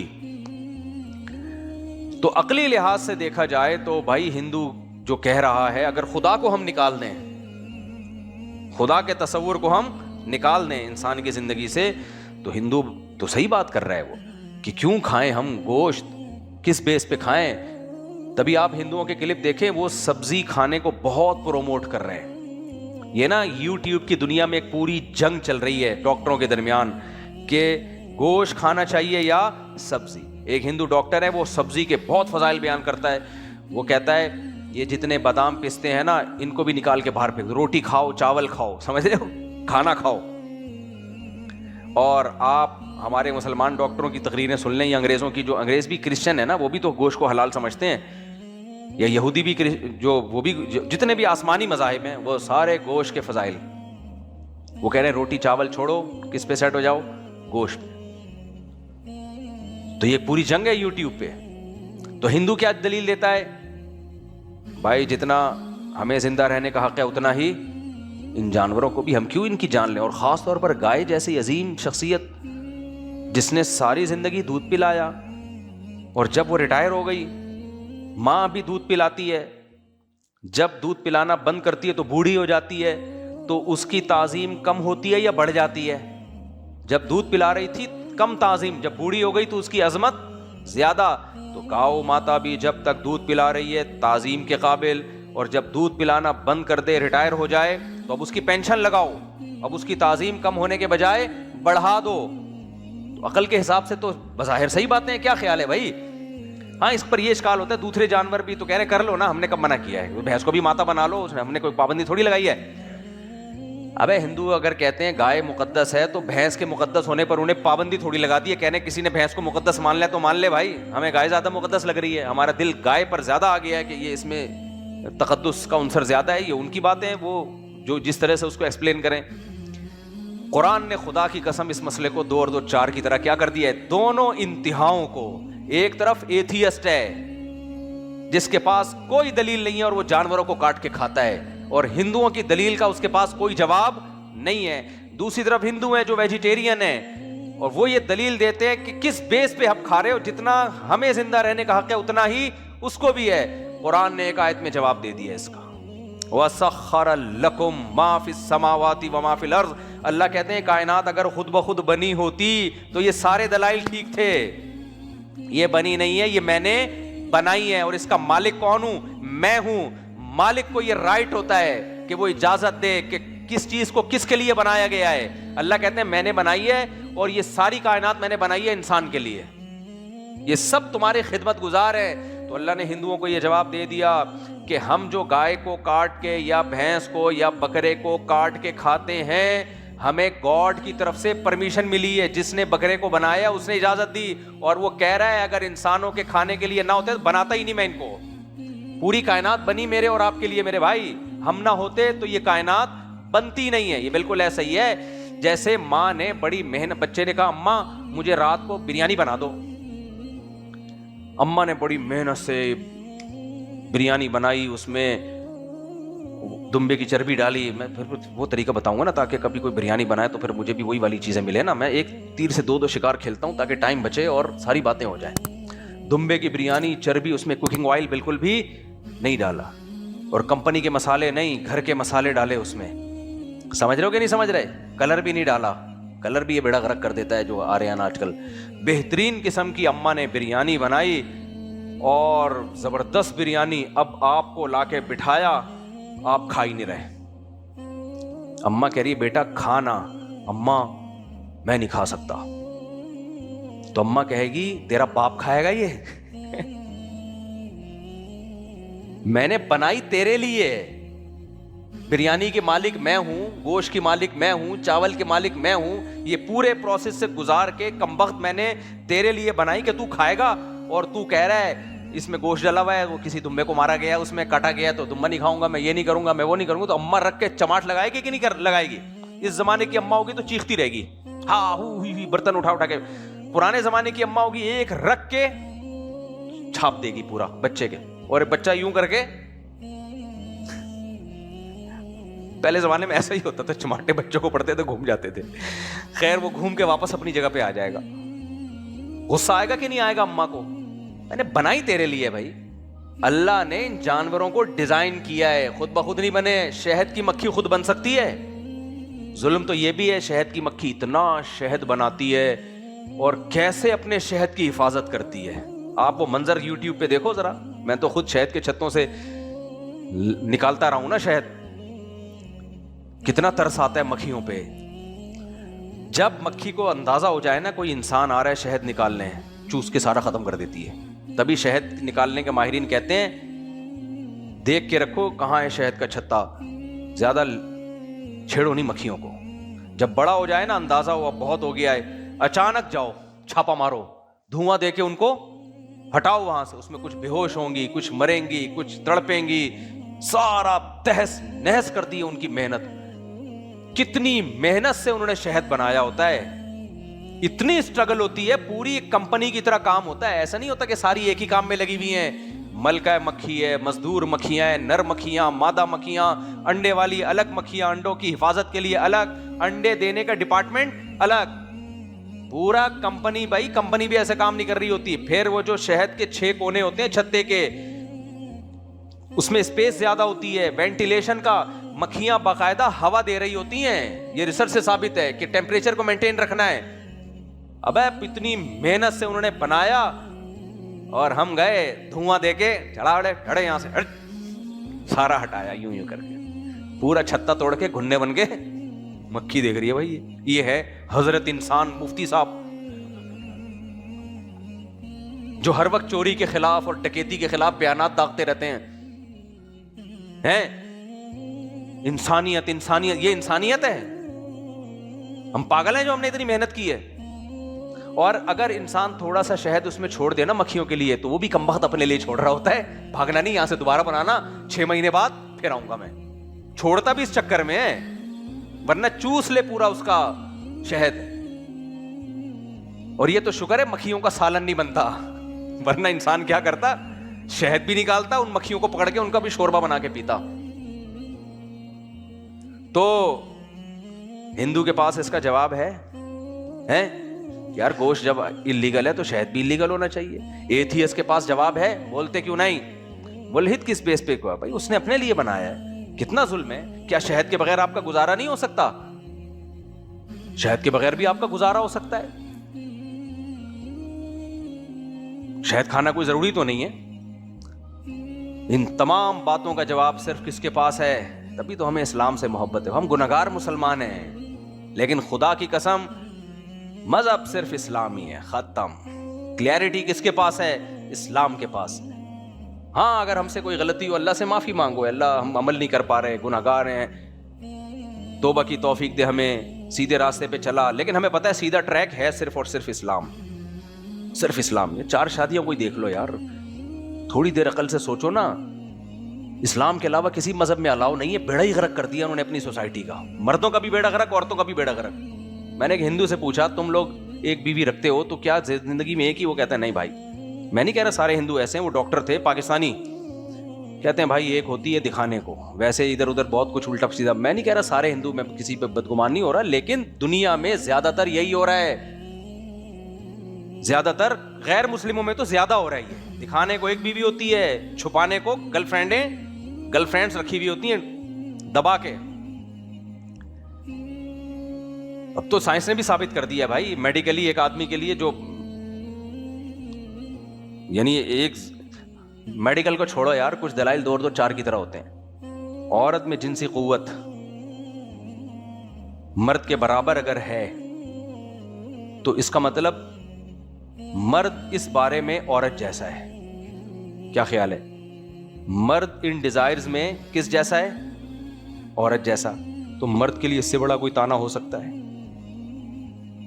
مرد کا تو مطلب ہی یہی ہے کہ بھائی وہ نر ہے, سمجھ لو وہ کیا ہے, نر ہے. تو اس میں یہ ڈیزائر زیادہ نہیں, بہت زیادہ ہیں. تو یہ کتنی بے عقلی کا کام ان غیر مسلموں نے کیا ہے کہ مرد کو جنسی خواہش کے معاملے میں عورت پر قیاس کر لیا. بھائی اس سے بڑا ظلم کیا ہوگا, اس سے بڑی دھاندلی کیا ہوگی انسانیت کے ساتھ, اس سے بڑا جھوٹ کیا ہوگا. یہ ایسے ہی جیسے ایک آدمی جم میں جاتا ہے 6 فٹ کا ہے, اس کے وہ آپ کہو کہ اور ایک باریک سا چھوٹا سا, اور ورزش بھی نہیں کرتا, آپ کہو یہ دونوں ایک روٹی میں ان دونوں کا پیٹ بھر جائے گا. تو جو 6 فٹ لمبا اور جم میں 2 گھنٹے ورک آؤٹ کرتا ہے, وہ کہے گا خدا کی قسم تیرے سے بڑا بے وقوف دنیا میں کوئی پیدا ہوا, تو ہائٹ ہی دیکھ لیتا دونوں کی. یہ اتنا باریک اور اتنا چھوٹا, اس کے پاس تو اسپیس. ہمارے ایک دوست ہیں فیصل آباد میں, ماشاءاللہ لمبے, جو فیصل آبادی بڑے لمبے چوڑے ہوتے ہیں نا. کل انہوں نے اپنی گائے, میں نے اپنی گائے کی پہلے ویڈیو بھیجی, میں نے کہا گائے دیکھو یہ ہوتی ہے گائے. انہوں نے اپنی گائے کی بھیج دی. فیصل آبادی کہاں پیچھے رہے بھائی. میں نے کہا میں 1 گلاس دودھ پیتا ہوں. انہوں نے کہا مفتی صاحب میں 4 گلاس دودھ پیتا ہوں. میں نے کہا آپ کے پاس اسپیس بہت ہے بھائی, میرے پاس اتنی اسپیس. دوست ہیں بے تکلف ہیں, ذرا لہیم شہیم نا. میں نے کہا فیصل آبادیوں کے پاس تو 6 گلاس کی اسپیس ہوتی ہے, وہ بھی دائیں بائیں جا کے غائب ہو جاتا ہے. کراچی والوں کے پاس اتنی اسپیس, ہم ایک بھی پی لیں بڑی بات ہے بھائی. تو ایک آدمی 6 فٹ کا ہے, اس کے پاس اسپیس اتنی ہے, اتنا پیٹ ہے اس کا, میموری کارڈ اس کا بہت بڑا ہے, اس کو بھی آپ کہہ رہے ہو ایک روٹی کھائے, اور ایک باریک سا دبلا پتلا چھوٹا سا, اس کے لیے بھی ایک روٹی کافی. تو ظلم ہے یا نہیں ہے؟ اس کے لیے کوئی راکٹ سائنس کی ضرورت نہیں ہے. ساری دنیا میں پاگل سے پاگل کو پتا ہوتا ہے کہ مرد میں جنسی جذبات عورت سے زیادہ نہیں بلکہ بہت زیادہ ہوتے ہیں. تو یہ کیسے ممکن ہے کہ ایک عورت کے لیے اگر ایک مرد ہے تو ایک مرد کے لیے بھی ایک عورت کافی ہو سکتی ہے؟ عقل کے بھی خلاف ہے یہ. احترام عورتوں کو زیادہ ہوتا ہے, مردوں کو ہوتا ہے, مردوں کو ہوتا ہے نا. بالغ ہوتے ہی کتنا نائٹ فال شروع ہو جاتا ہے ان کو. اس کی علامت ہے بھائی, اس میں ڈیزائر. یہ کچھ حکیموں نے لمبی چھوڑی بھی ہے کہ عورت میں خواہش زیادہ ہوتی ہے, ابھی بیکار کی باتیں یہ. کچھ حکیم ہیں پھینکتے رہتے ہیں کچھ, تو کوئی بھی ریلائبل حکیم ہوگا وہ کبھی بھی یہ بات نہیں کرے گا. ٹیسٹوسٹیرون جو ہارمونز ہیں نا, جس کی وجہ سے یہ خواہش پیدا ہوئی, مردوں میں بہت زیادہ ہوتے ہیں, خواتین میں تو نہ ہونے کے برابر ہوتے ہیں. خیر, ایک ایک حکم کو دیکھ لو یار اسلام کو. تو اسلام نے اس اشکال کا جواب دیا, بھائی تم شہد کی مکھی کو چھتا کیوں کھا لیتے ہو؟ یہ شہد کی مکھی کو اللہ نے الگ سے ہائی لائٹ کی, اس کی محنت بہت ہے بیچاری کی. اور گائے کا دودھ تم کیوں پیتے ہو؟ تو ملحد کے پاس جواب نہیں, ہندو کے پاس جواب نہیں. اللہ نے ایک ہی آیت میں دونوں مسئلے حل کر دیے. اللہ کہتے ہیں یہ میں نے سب کچھ تمہارے لیے مسخر کیا ہے. دیکھو قرآن کے الفاظ یہ نہیں ہے کہ یہ میں نے تمہارے لیے ان کو محسن بنایا ان سب چیزوں کو. اگر اللہ کہتا ہے نا یہ کائنات اس لیے بنائی کہ اس کی ایک ایک چیز تم پر احسان کرے, تو یہ ساری کائنات میرے اور آپ کے لیے مقدس ہو جاتی, ماں باپ کی طرح. سمجھ رہے ہو؟ ہمیں رسپیکٹ دینی پڑتی. سورج نکلتا ہم صبح صبح سلوٹ مرتے, رسپیکٹ. ہر ایک کا اپنا طریقہ ہوتا. فوجی لوگ یوں کر رہے ہوتے سورج کو, ہندو لوگ یوں کر رہے ہوتے, مسلمان لوگ سجدہ کر رہے ہوتے, رسپیکٹ دے رہے ہوتے ہیں نا, جو بھی طریقہ رسپیکٹ دینے کا, عزت دینے کا ہوتا. پھر ہم جب چاند کو دیکھتے تو پھر فوجی لوگ تو بیچارے سارا دن سلوٹ ہی کرتے رہتے. ہمارے ایک دوست تھے آرمی میں, میرا ان کے پاس دوست کیا ریلیٹیو بھی تھے, تو میرا جب بھی جانا ہوتا ایک بیچارہ وہ فوجی کھڑا ہوتا تھا پھر یوں. تو میں نے کہا یار اس بیچارے کو کس کام پہ لگا دیا آپ نے؟ فوج کا بھی اپنا ہی ایک سسٹم ہے. ان کو بھی ہنسی آتی تھی, کہہ رہے ہیں ہمارا سسٹم ہے بھائی. خیر, تو پھر میں کبھی ملتا تھا نا تو میں بھی ان کو یوں ہی کرتا تھا. تو ہمیں سورج کو بھی سلوٹ کرنا پڑتا. کیا خیال ہے گائے کو بھی, جب ہم گائے جس دن زیادہ دودھ نکالتی ایسے سلوٹ. کیا خیال ہے بھائی, ایسے ہم سلوٹ مارتے. بکری جس دن اکٹھے 2 بچے دے دیتی, دونوں ہاتھ سے سلوٹ. کیا خیال ہے, جس دن 2 بچے دے دیتی دونوں ہاتھ سے سلوٹ. تو بھائی کس کس کو رسپیکٹ دیتے؟ ہم تو پاگلوں کی طرح رسپیکٹ ہی دیتے رہتے یار, عزت ہی دیتے رہتے, مر جاتے اس میں. قرآن نے مسئلہ ہی حل کر دیا. قرآن نے بولا تم ان نعمتوں سے فائدہ بھی اٹھا سکتے ہو, ان جانوروں کو کاٹ کے کھا بھی سکتے ہو. شہد کی مکھی جب شہد بنائے گی شہد نکال سکتے ہو. کیوں؟ اوحا ربک الی النحل, تیرے رب نے جو شہد نکالنے کا طریقہ شہد کی مکھی کو سکھایا ہے وہ تیرے رب نے سکھایا ہے. شہد کی مکھی خود بخود نہیں سکھائی ہے, اس کی اپنی قابلیت نہیں ہے, یہ تو خدا نے اس کو یہ کام دیا ہے, اور دیا تمہارے لیے. یخرج من بطونها شراب مختلف الوانہ, اس کے پیٹ سے ایسا مشروب نکلتا ہے جس کے مختلف رنگ. فیہ شفاء للناس, لوگوں کے لیے شفا رکھی ہے میں نے اس میں, تو پبلک پیے گی تو شفا ملے گی نا. تو اس لیے ظلم نہیں ہے, یہ کام کس کے لیے کی ہے؟ تمہارے لیے. تو اے اللہ پھر شہد کی مکھی کو ہم مقدس مان لیں, جیسے ہندو کہتے ہیں گائے مقدس, تو ہم شہد کی مکھی کو مقدس مان لیں؟ نہ نہ نہ, اللہ کہتے ہیں مقدس اس لیے نہیں کہ وسخر لکم, یہ تمہارے لیے مسخر. مسخر کا مطلب سرونٹ بنا دیا ہے, ملازم بنایا ہے. ملازم کو رسپیکٹ نہیں دی جاتی. سمجھتے ہو گے نہیں سمجھتے؟ ورنہ گھر میں ماسی آئی پوچھا لگا رہی آپ, کیا خیال ہے؟ سلوٹ. ماسی بھائی زبردست پوچھا لگایا, وہ بیچاری پوچھا بھی لگاتی اور آپ کو سلوٹ کر کے جا رہی ہوتی ہے. کیا خیال ہے؟ آپ کو سلوٹ کر کے جا رہی ہوتی ہے وہ. تو ملازم ہے یہ سارے, ہمارے کائنات کا ذرہ ذرہ میرے اور آپ کا ملازم. کس نے اس کو ہماری ملازمت پہ لگایا؟ ہمارے رب نے, جس نے ہمیں بھی بنایا اور ان کو بھی بنایا. مسئلہ ہی حل ہو گیا.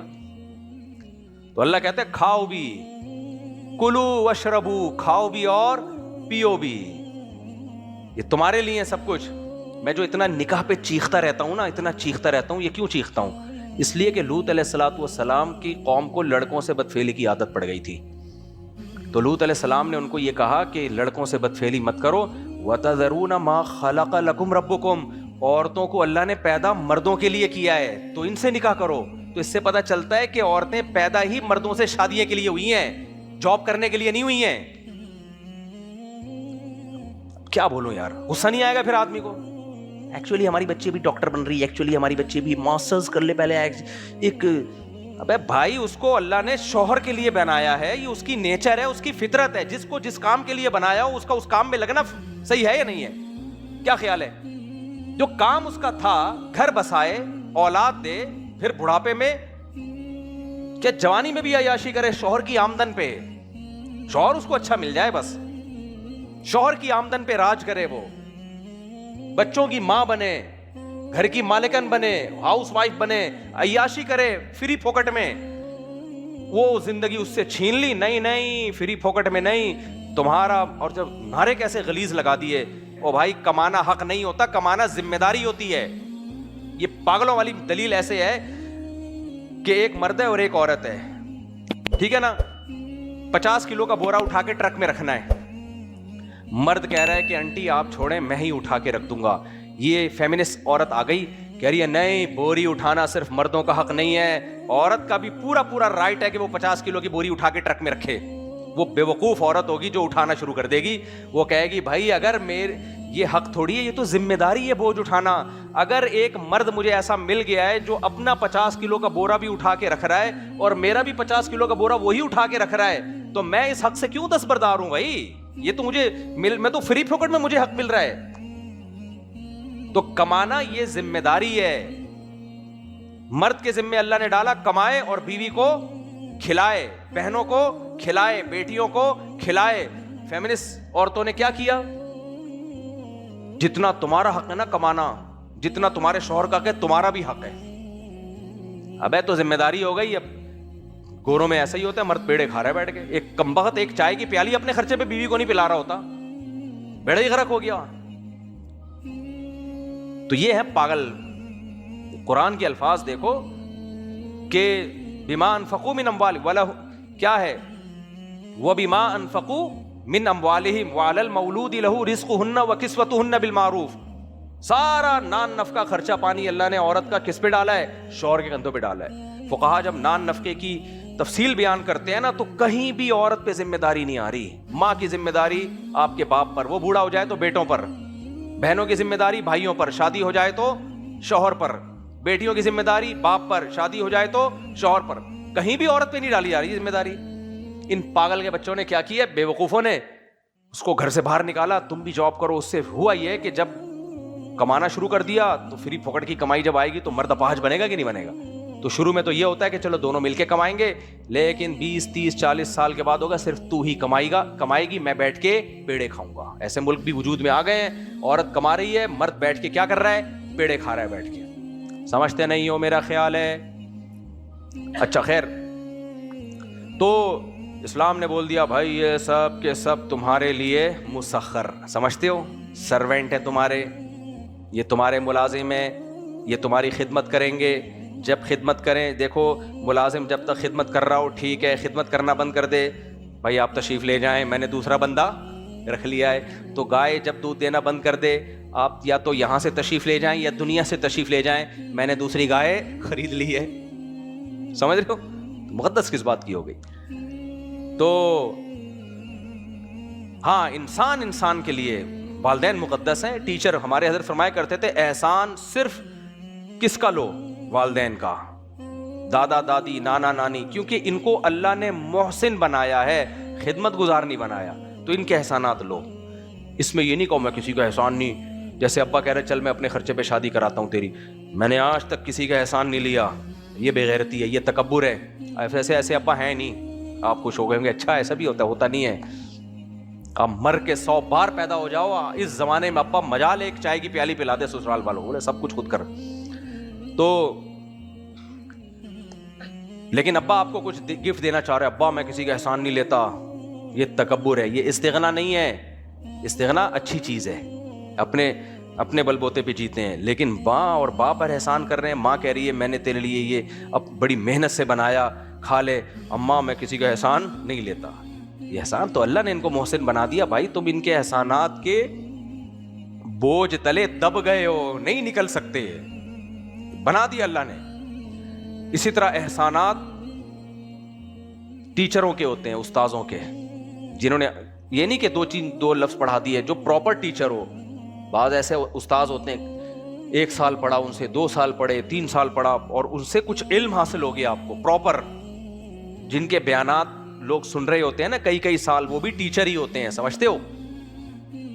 ان کو بھی رسپیکٹ دینی پڑتی ہے. ذرا سی باتوں پہ اختلاف ہوتا ہے, لوگ ایسی گالیاں, میں مفتی صاحب کے 5 سال سے بیان سن رہا ہوں, یہ جو مفتی صاحب نے بات کر دی نا, دل سے اتر گئے. بھائی تو اتر جائے گا, تو ہمیں دل سے, یا کسی ٹیچر کو دل سے اتار رہا ہے, تو ہمارا ٹیچر کا کوئی نقصان نہیں ہے, تو اپنی آخرت تباہ کر رہا ہے. اللہ پوچھے گا تجھ سے کہ کسی کو تم سن رہے تھے, اتنا فائدہ ہوا, 2 لفظ تم نے ایسے لگے تمہیں یہ غلط ہیں, یہ ایسا ہی ہے کوئی ابا کو بول رہا ہو, ابا نے اس دن جو ایک غلطی سے مجھے تھپڑ لگا دیا, آج سے ابا میرے دل سے اتر گئے, ابا 4 چماٹے اور لگائے گا اس پہ. یہ آج کل نا یہ بہت بڑا احسان فراموشی بہت ہو گئی ہے. ہمارے استاد سے ہم نے ایک بات سنی, فرمایا کسی سے کچھ سیکھنا ہو نا, جس کو کہتے ہیں نا فیض حاصل کرنا ہو, سب سے پہلی شرط ہے ظرف بڑا ہو, ورنہ کسی کو مینٹور نہیں بناؤ اپنا. چھوٹے ظرف کے لوگ کبھی بھی کسی ایک جگہ نہیں ٹکتے. ہمارے شیخ حضرت مفتی عبدالرحیم صاحب ہیں نا, یہ بیعت تھے حضرت مفتی رشید احمد صاحب سے. حضرت مفتی رشید احمد صاحب نے ان پہ بہت زیادہ ٹرسٹ کیا, اعتماد کیا. جب حضرت کا انتقال ہوا تو سارا نظام ان کے ہاتھ میں آ گیا, اللہ نے بڑا کام لیا. تو وہ فرماتے تھے کہ حضرت مفتی رشید احمد صاحب کے پاس بہت سے لوگ آئے, بیعت بھی ہوئے, بیانات سنے, زندگیاں بدل گئیں, کوئی ایک بات ان کو لگی کہ یہ ٹھیک نہیں ہے, چھوڑ کے چلے گئے. میں نے خود اپنی زندگی میں ایسے دیکھا, آئے تو لگا یار حضرت نے یہ بات تو ٹھیک, یہ کیا, یہ کوئی بات, یہ تو ایسے چلے گئے. وہ کہیں بھی نہیں پنپ پائے, سمجھ رہے ہو, کہیں بھی نہیں ٹک پائے. اور یہ ہر بزرگ کے ساتھ ہوتا ہے. کسی بزرگ سے تعلق قائم کیا, ایک بات بری لگ گئی, یار یہ انہوں نے کیسے کہہ دی. مجھے یاد ہے چند سال پہلے میرا بیان ہوا تھا, تو میں نے اس بیان میں اعتکاف میں لڑکے بیٹھے ہوئے تھے, میں نے اتنی بات کہہ دی تھی کہ بھائی یہ جو مولانا فضل الرحمان کو ڈیزل کہا جاتا ہے, یہ الفاظ غیر مناسب ہیں, یہ نہیں کہنے چاہیے. اتنی سی بات پہ, یعنی یہ سیاسی اختلاف کا بھی کوئی طریقہ ہوتا ہے نا, تو تہذیب سے بھی تو اختلاف کیا جا سکتا ہے. انڈیویجول کوئی نجی مجلس میں کوئی بات کر رہا ہو الگ بات ہے, میڈیا پہ آ کے اس طرح سب کر رہے ہوتے ہیں, وہ ان کو عمران خان کو یہودی بول دیا, ان کو ڈیزل بول دیا, اس کو یہ سب غیر شائستہ, یہ کوئی شائستہ قوموں کا طریقہ نہیں ہے. اس طریقے سے آپ اعتراض ہوئے, جتنی بات ہے اتنی رکھو اس کو. تو میں نے اتنی سی بات کہی, ہو سکتا ہے میں نے غلط کہی ہو, یعنی جو اس بات کو درست نہیں مانتا اس کی نظر میں غلط کہی. بندہ اعتکاف توڑ کے چلا گیا, یار ان کو تو ہم بہت سنتے تھے, یہ کیا نکلے. میں نے کہا جانے دو, ایسے فضول لوگوں کی ہمیں ضرورت. زیادہ اس پہ یہ تبصرہ ہو سکتا ہے کہ یار مفتی صاحب کی بات سے ہم اتفاق نہیں کرتے, تو ظرف تھوڑا سا بڑا رکھ لو, کیا خیال ہے, تھوڑا سا بڑا رکھ لو. تو میں نے کہا یار یہ غیر شائستہ, آپ کو کوئی اختلاف ہے تو تمیز کے دائرے میں بھی تو کیا جا سکتا ہے نا. تو لوگ کہتے ہیں وہ فلاں لیڈر بھی تو تمیز سے کام نہیں کرتا, وہ اس کا کام ہے, ہمارا کام تو اخلاقیات سکھانا ہے نا. پھر لوگ مجھے کہتے ہیں آپ نے بھی تو فلاں بات جذبات میں کہہ دی تھی. میں نے کہا مجھے بتا دو, میں سوری کر لیتا ہوں یار, اس میں کون سی ایسی ٹینشن کی بات ہے. میں نے کب کہا ہے کہ ہم سے کوئی غلطی نہیں ہو سکتی, زبان سے ہمارے ہمیشہ پھول جھڑتے ہوئے نکلیں گے, خوشبوئیں کے بھبوکے آئیں گے آپ کو جب بھی ہم بات کریں گے. بھائی ہمارے منہ سے کبھی بلغم بھی نکلتا ہے, کبھی تھوک بھی نکلتا ہے, سب کچھ ہوتا ہے. ظرف جب تک بڑا نہ ہو, ایسا انسان نہ گھر چلا سکتا ہے نہ ملازمین کو رکھ سکتا ہے. کمپنیوں میں ملازمین باس ہوتے ہیں نا, ملازمین کو تھوڑا سا دیکھا کہ چل بھائی نکال دیا, کمپنیاں بیڑا غرق ہو جاتا ہے, بند ہو جاتی ہیں کمپنیاں. ملک چلانے کے لیے, گھر چلانے کے لیے, کسی سے عقیدت محبت, اس میں ظرف کیا ہونا چاہیے, بڑا. ہم یہ نہیں کہہ رہے کہ اتنا بڑا ظرف ہو جائے کہ شیخ صاحب نمازیں گول کر دی ہیں, پیر و مرشد بالکل ہی باولا ہو گیا ہے, فتوی غلط دینا شروع کرتی ہے, تو وہ ایسی اندھی عقیدت بھی جائز نہیں اسلام میں. لیکن انسان فرشتہ نہیں ہوتا, ہر شخص سے اختلاف, اور یہ بھی ہو سکتا ہے کہ آپ جس بات کو غلط سمجھ رہے ہو وہ غلط نہ ہو. این ممکن ہے جس کو آپ مینٹور مان رہے ہو وہ صحیح ہو, لیکن آپ کی مینٹیلٹی سے, مینٹل لیول سے اونچی باتیں وہ آپ کی سمجھ میں نہ آ رہی ہوں, جو وقت آپ کو سمجھاتے ہو سکتا ہے. تو خیر کہاں سے کہاں میں نکل گیا, کیا بات کر رہا تھا.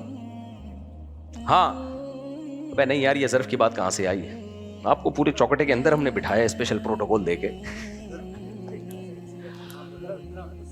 نہیں وہ اختلاف نہیں, یہ گائے بھینسوں سے ادھر کے ادھر ہم چلے گئے. خیر وہ تو خیر وہ تھا، خیر میں کدھر سے. تو میں یہ عرض کر رہا تھا کہ اللہ نے قرآن میں کیا فرمایا، وَسَخَّرَ لَكُمْ. ہاں میں کہہ رہا تھا کہ دیکھو خدمت اور ہاں محسن کون کون ہے، والدین یہ محسن ہے. اسی طرح عورت کے لیے اس کا شوہر، جب شوہر بیوی کو گفٹ دیتا ہے تو یہ احسان کہلاتا ہے. بیوی شوہر کو گفٹ دے تو یہ خدمت کہلاتی ہے. احسان بھی کہہ سکتے ہیں، کوئی پابندی نہیں ہے اس میں. سمجھ رہے ہیں یہ کیا ہے، احسان بھی کہہ سکتے ہیں. خیر تو کیونکہ بہرحال وہ ملازم نہیں ہے نا، شریعت نے اس کو ملازم نہیں بنایا، ماتحت بنایا ہے. ماتحت ہونا الگ چیز ہے، ملازم ہونا الگ چیز ہے.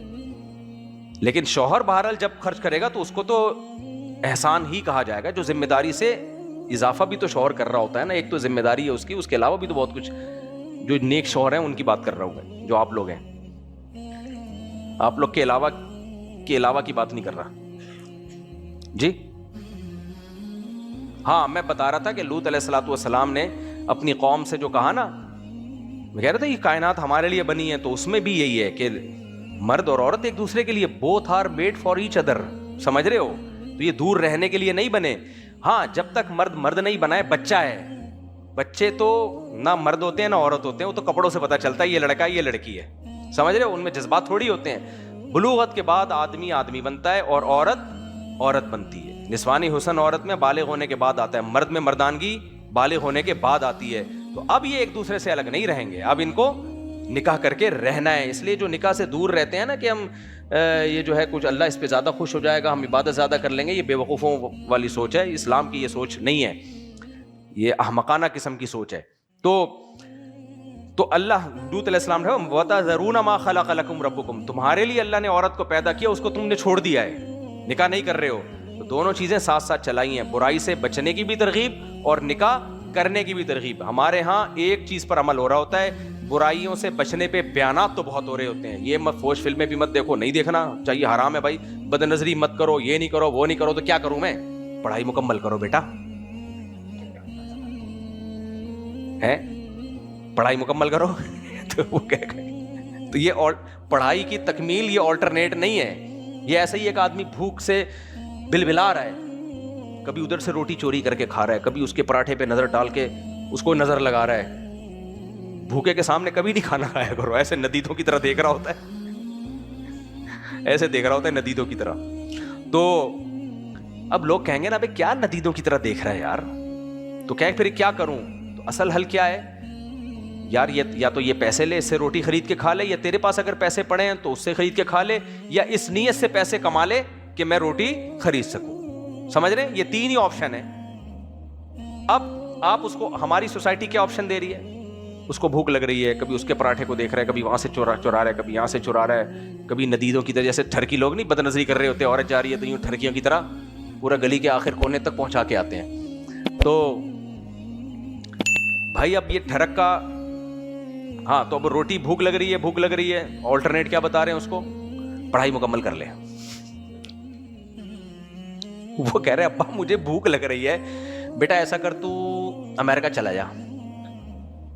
بیٹا میں تجھے ایسا، میرا مشورہ یہ ہے کہ تو روزانہ جاگنگ کیا کر. ابا یہ پراٹھے کا علاج متبادل تھوڑی ہے، پراٹھے کا متبادل پراٹھا ہی ہوگا میرے بھائی. حرام پراٹھے سے بچ کے حلال پراٹھا، یہی ہوگا نا؟ کیا خیال ہے؟ ہم لوگ بھی یہی مشورے دے رہے ہوتے ہیں. تو یہ اٹ پٹانگ. تو لوط علیہ السلام نے قوم کو جب کہا لڑکوں سے بدفعلی مت کرو، تو کہا کہ شہوت تو ہے نا، تو اس کو عورتوں سے نکاح کر کے پورا کرو، بیوی بناؤ اس کو. ہم ہوتے ہیں نا لوط علیہ السلام کی، ہم وہاں بھی یہ مشورے دو لڑکوں سے بدفعلی مت کرو. وہ کہیں پھر کیا کریں ہم، خواہش تو پیدا ہوتی ہے.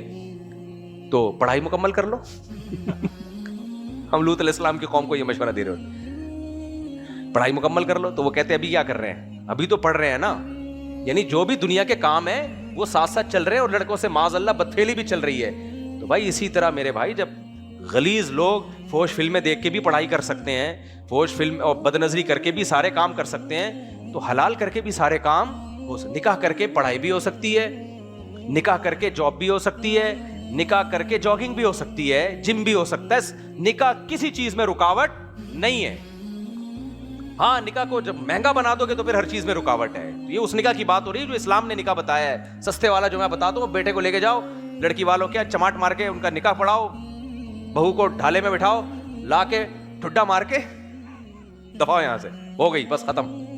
جتنی پھر دیکھ لو پیسے کتنے ہیں جیب میں, ولیمے کے پیسے ہیں نہیں ہیں. ہمارے نبی تو ہے, ہمارے نبی کا کوئی بینک اکاؤنٹ تھا؟ 11 شادیاں کی ہیں, 11 سب میں ولیمہ کیا ہے.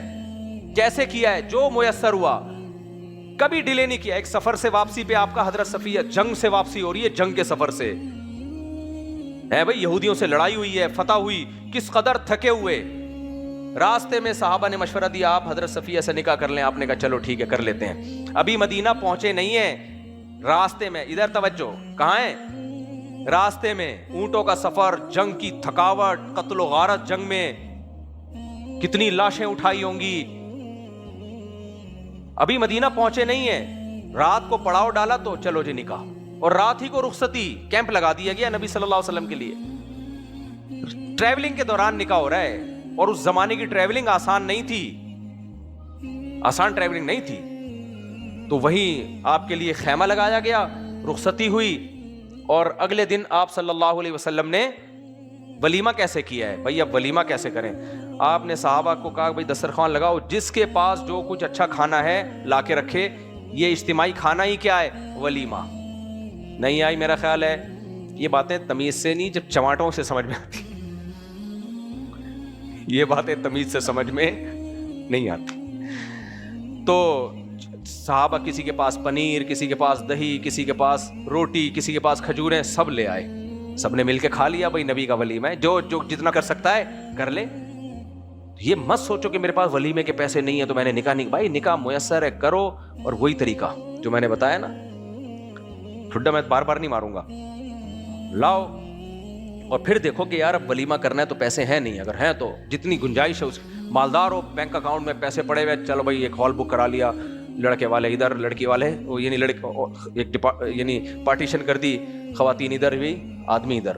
اور دیکھا یار ابھی تو فی الحال پیسے نہیں ہے, جو تھے وہ سے ایک اور گائے خرید لی ہے, جو میرے ساتھ چل رہا ہوتا ہے. تو اب چونکہ میرے ساتھ تو یہی ہوتا ہے, پیسے آتے ہیں تو میں ایک گائے خرید لیتا ہوں. تو اب یہ کہ اب جو ہے کرنا بھی ہے, تو یار دوستوں کو فون کیا, یار ایسا کرو آج ہم مل کے چلتے ہیں ذرا شنواری ملا کے پیسے. میں نے ایک شادی میں ایسا ولیمہ بھی کیا ہے, میرے پاس ہر طرح کے ولیموں کی رپورٹیں, ہر طرح کے ولیمے ہیں میرے پاس. خیر تو چلتے ہیں یار, کہیں چلتے ہیں, ہائی وے پہ چلتے ہیں, بیٹھ جائیں گے یار, تو 2-3 قسطوں میں بھی ولیمہ ہو سکتا ہے. آج ان دوستوں کو بلا لیا, چلو یار مل بیٹھ کے کھاتے ہیں. تو وہ کہیں گے یار ولیمہ تیرا ہے, پیسے ہم سے لے رہا ہے, تو یار تیرا ہوگا نا, میں بھی تیرے ساتھ تعاون کر لوں گا, ٹھیک ہے, تیرے ولیمے میں بھی ہم اسی طرح بیٹھ کے کھا لیں گے.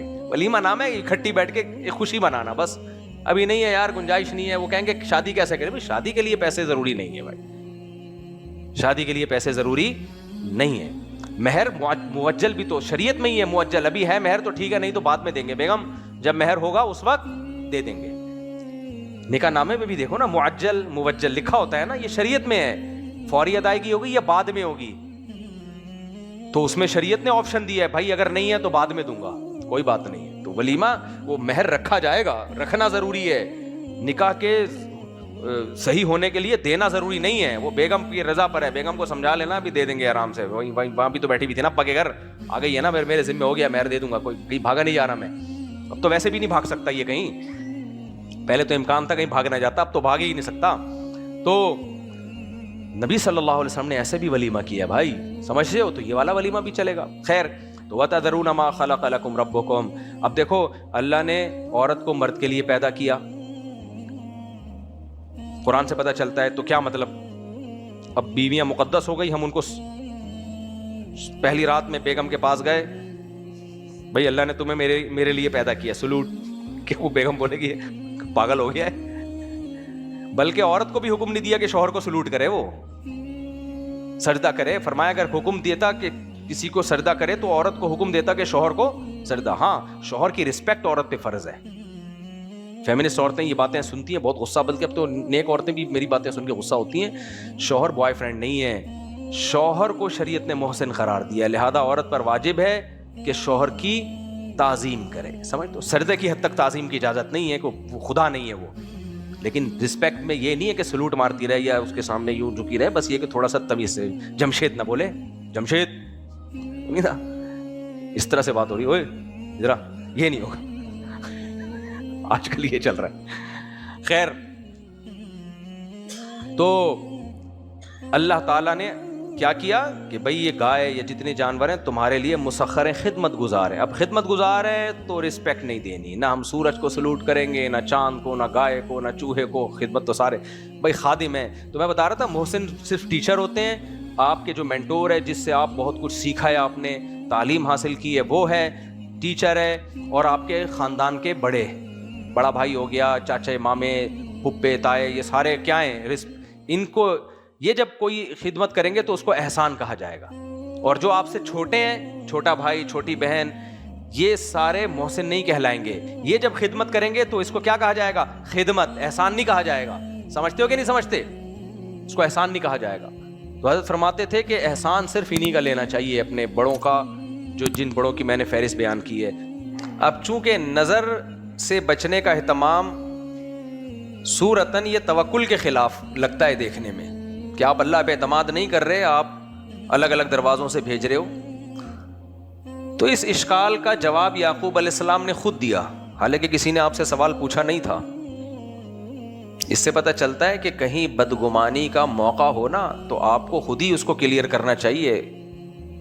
آپ پہ اگر انگلی اٹھ سکتی ہے تو یہ نہیں کہ لوگ آپ پہ آ کے اعتراض کریں گے پھر آپ جواب دو گے. کہیں خطرہ ہو کہ لوگ بدگمان ہو سکتے ہیں, خود ہی کلیئر کر دو اس کو. ہمارے یہاں ہو کیا رہا ہے, خطرہ ہوتا ہے بدگمان ہوں گے, لوگ آ کے پوچھتے ہیں تو الٹا غصہ ہو جاتے ہیں کہ تم کون ہوتے پوچھنے والے, تم کی پوچھ رہے ہو. یعنی یہ فرض کر لیا کہ میں اتنا نیک ہوں کہ مجھے بہت نیک سمجھو, مجھ سے پوچھنے کی بھی اجازت نہیں ہے کسی کو. اتنا نیک مارکیٹ میں, اور اگر نیک ہوتا نا تو یہ تکبر سے اتنا کھوپڑی خراب نہ ہوتی. یہ کبر ہے, پوچھ لیا تو کیا ہو گیا بھائی, آپ بتا دو کہ بھئی یہ ہے. آج کل تواضع نہیں ہے, تکبر ہے. اس کا لیبل, اس کو تواضع کہا. تواضع آج کل اس کو کہتے ہیں یوں یوں کر کے بیٹھا ہوا, بس یہ تواضع تھوڑی ہے, یہ تو اسٹائل ہے. تواضع بھی دل کی کیفیت کا نام ہے. آپ اپنے آپ کو بہت نیک سمجھ رہے ہو, کیوں سمجھ رہے ہو بھائی, تم بھی انسان ہو جیسے سارے انسان ہیں. روٹی کھاتے ہو, بیت الخلا جاتے ہو, گھنٹوں گھنٹوں بیٹھتے ہو وہاں جا کے. تو تبھی مولانا اشرف علی تھانوی کہتے تھے, لوگ میرے پاس آتے ہیں بیعت کر کے, کہتے ہیں ہمیں بھی بزرگ بننا ہے. فرمایا انسان کے بچے بن جاؤ, بزرگ بننے کی ضرورت نہیں ہے. بس فرمایا بزرگ بننے کا ہر ایک کو شوق ہوتا ہے, انسان بننے کا لوگوں کو شوق نہیں ہوتا. اچھے انسان بنو, بس اسی کو بزرگ بولتے ہیں. مارکیٹ میں بزرگ مل رہے ہیں نا عجیب ٹائپ کے. جو بزرگ ہوتا ہے اس میں تواضع ہوتی ہے. پہلے بزرگوں کی طرف سے خلافت ملتی تھی نا تواضع دیکھ کے, کہ یہ میرا مرید ہے, اس میں تواضع ہے, عاجزی ہے, انکساری ہے, اللہ کا خوف ہے, وہ خلیفہ ہوتا تھا. آج کل خلیفے کا کھوپڑا جو آؤٹ ہوتا ہے وہ سمجھتا ہے کہ میں خلیفہ ہوں تو میں کوئی الگ سی فلم ہوں. سب انسان ہیں, انسان کے بچے بن کے. مجھے بہت غصہ آتا ہے جو تکلف والے لوگ ہیں نا, میری بنتی نہیں ہے بالکل بھی. سیدھے سیدھے رہو جیسے ساری دنیا رہتی ہے. تو بھلک سے تم کوئی نئی مخلوق ہو کیا, بزرگ ہے تو کیا کریں, تمہارا بچا ڈالیں ہم. ہمیں عزت دینی ہے اپنے ماں باپ کو, جو ہم سے بڑے ہیں, علماء, رسپیکٹ سے ملنا ہے ان سے, بس. سارے بڑے ہمارے لیے کیا ہیں, اور جو آپ کے پیر و مرشد ہیں ان کو زیادہ رسپیکٹ دو. لیکن ہے وہ بھی انسان بھائی. کہاں سے کہاں بات چلی گئی بیچ میں, یہ قیام و طعام جو آتا رہتا ہے نا. ہاں, مولانا یعقوب, وہ میں قرآن کا واقعہ سنا رہا تھا کہ یعقوب علیہ الصلاۃ والسلام پیغمبر تھے. اپنے بیٹوں کو انہوں نے کہا کہ مختلف دروازوں سے داخل ہو. تو ابھی اشکال ہونے لگا, آپ اللہ کے پیغمبر ہو کہ بھی اللہ پہ توکل نہیں کر رہے, نظر سے بچنے کا اہتمام کر رہے ہو. بھائی نقصان ہونا ہوگا تو ویسے ہی ہو جائے گا, نہیں ہونا ہوگا تو نہیں ہوگا.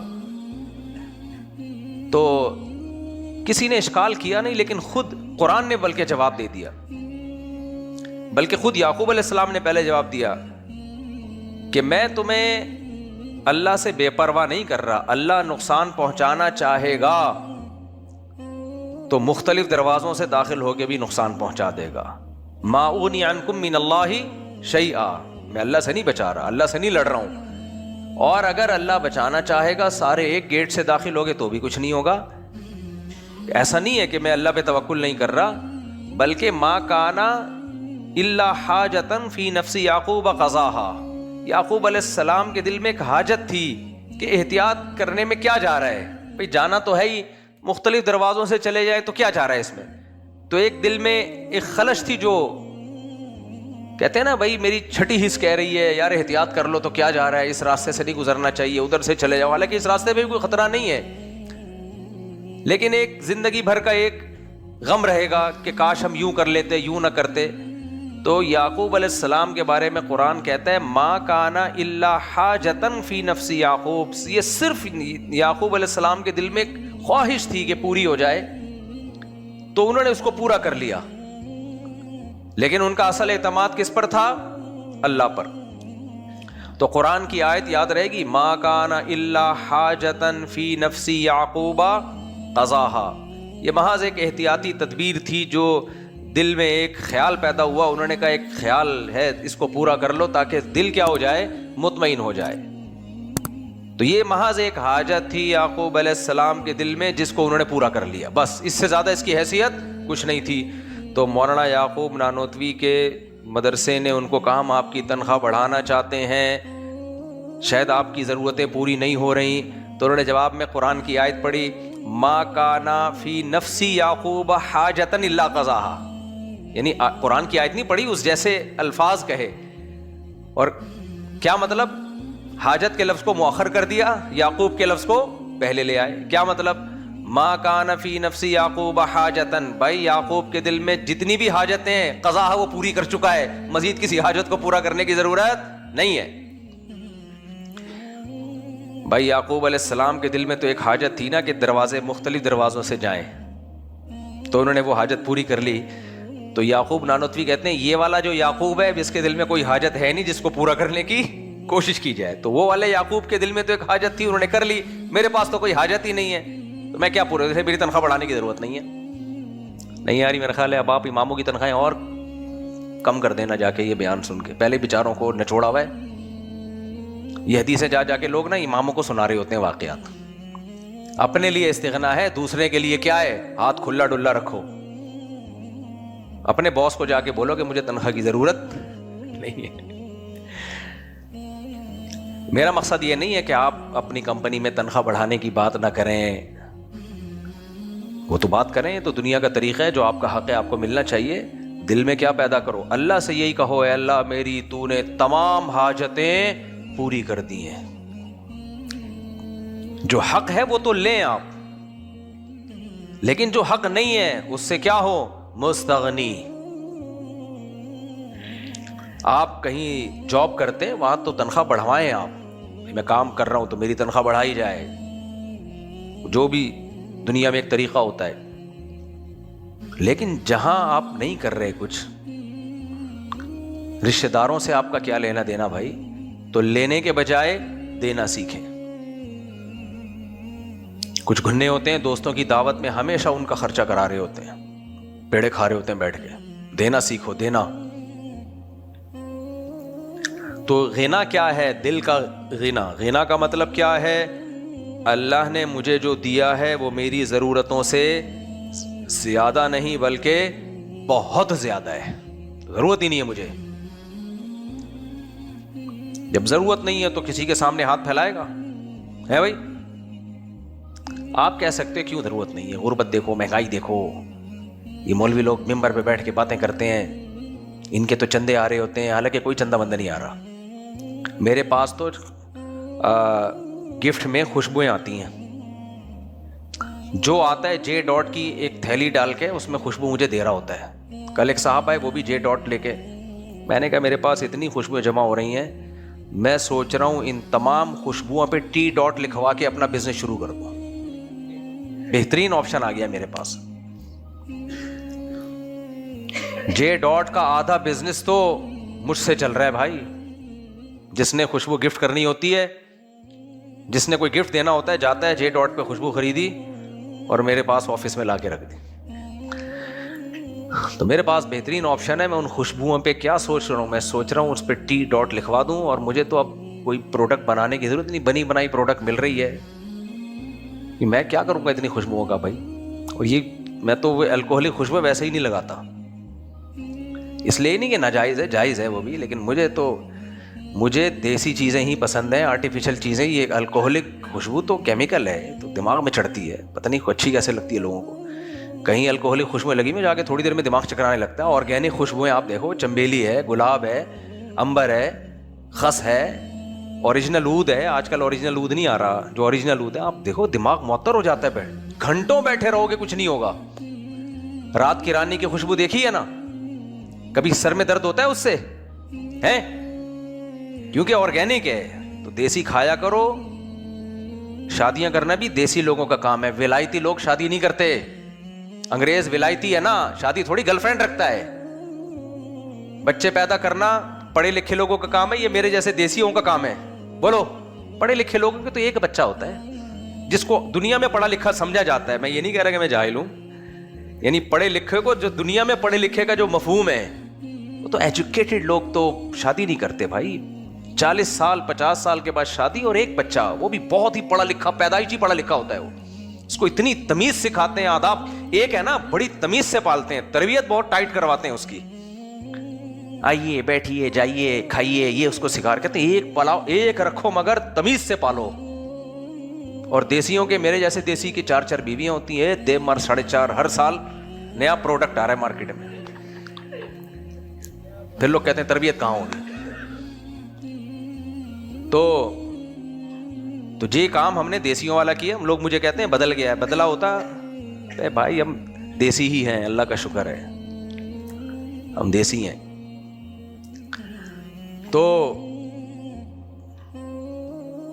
تو دیسی کام کیے کہ نہیں کیے؟ یہ ولایتی لوگوں کا کام نہیں ہے. پراٹھے بھی دیسی گھی کے کھاتے ہیں، اور کھاتے بھی پراٹھا ہے. دیسی لوگ پراٹھے کھاتے ہیں؟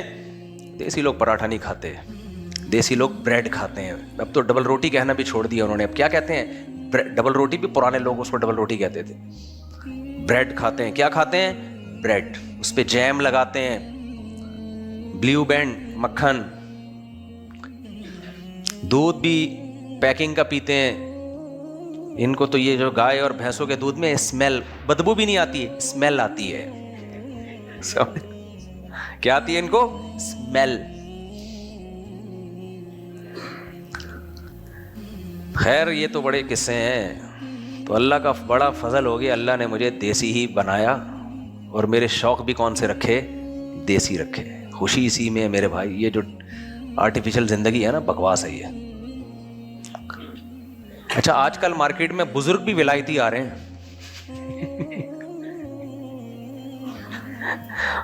دیسی بزرگ تو تواضع ہوتی ہے اس میں یار، بیچارہ چلتا ہے پھرتا ہے بیٹھتا ہے. اب جو مارکیٹ میں بزرگ آ رہے ہیں، چند بڑے بزرگوں کو چھوڑ کے میں کون، میری کیا اوقات، لیکن جو 2 نمبر ہی ہیں وہ لوگ ان کو 1 نمبر سمجھ رہے ہوتے ہیں.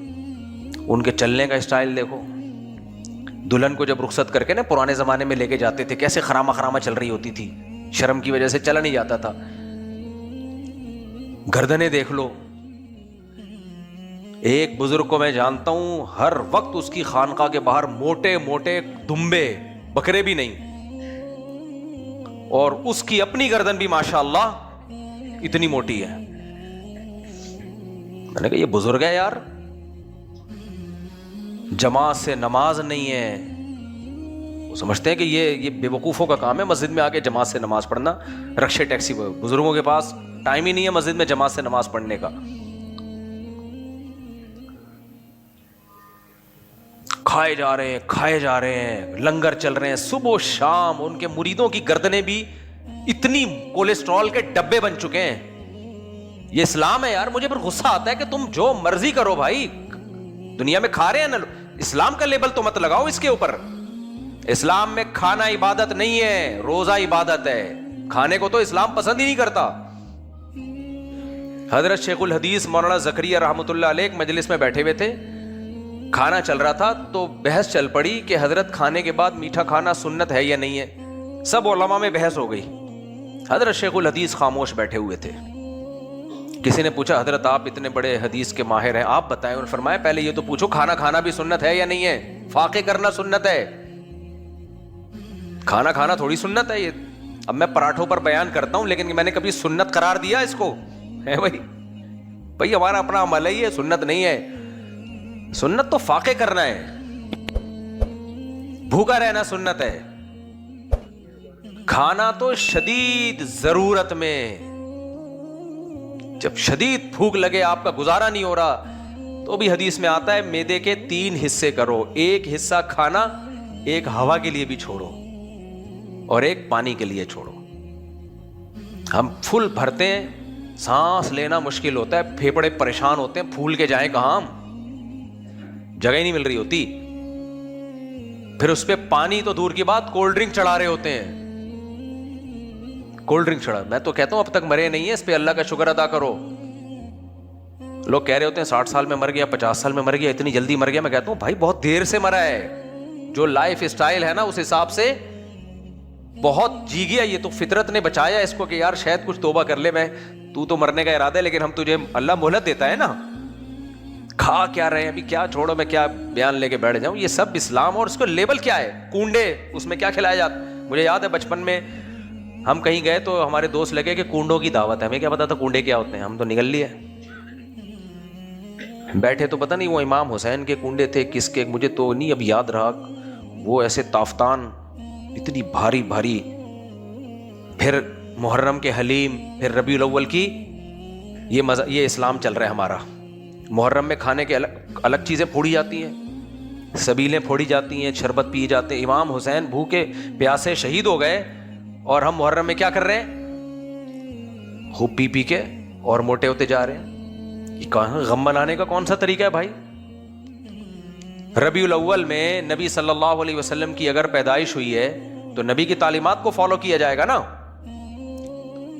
آپ پیر کے دن پیدا ہوئے، آپ نے پیر کے دن روزہ رکھا، بتا دیا کہ میرے دن کو منایا نہیں جائے گا، کیونکہ روزہ اور عید جمع نہیں ہو سکتے. اور اگر کسی کو شوق ہے تو کھانا پینا چھوڑ دے.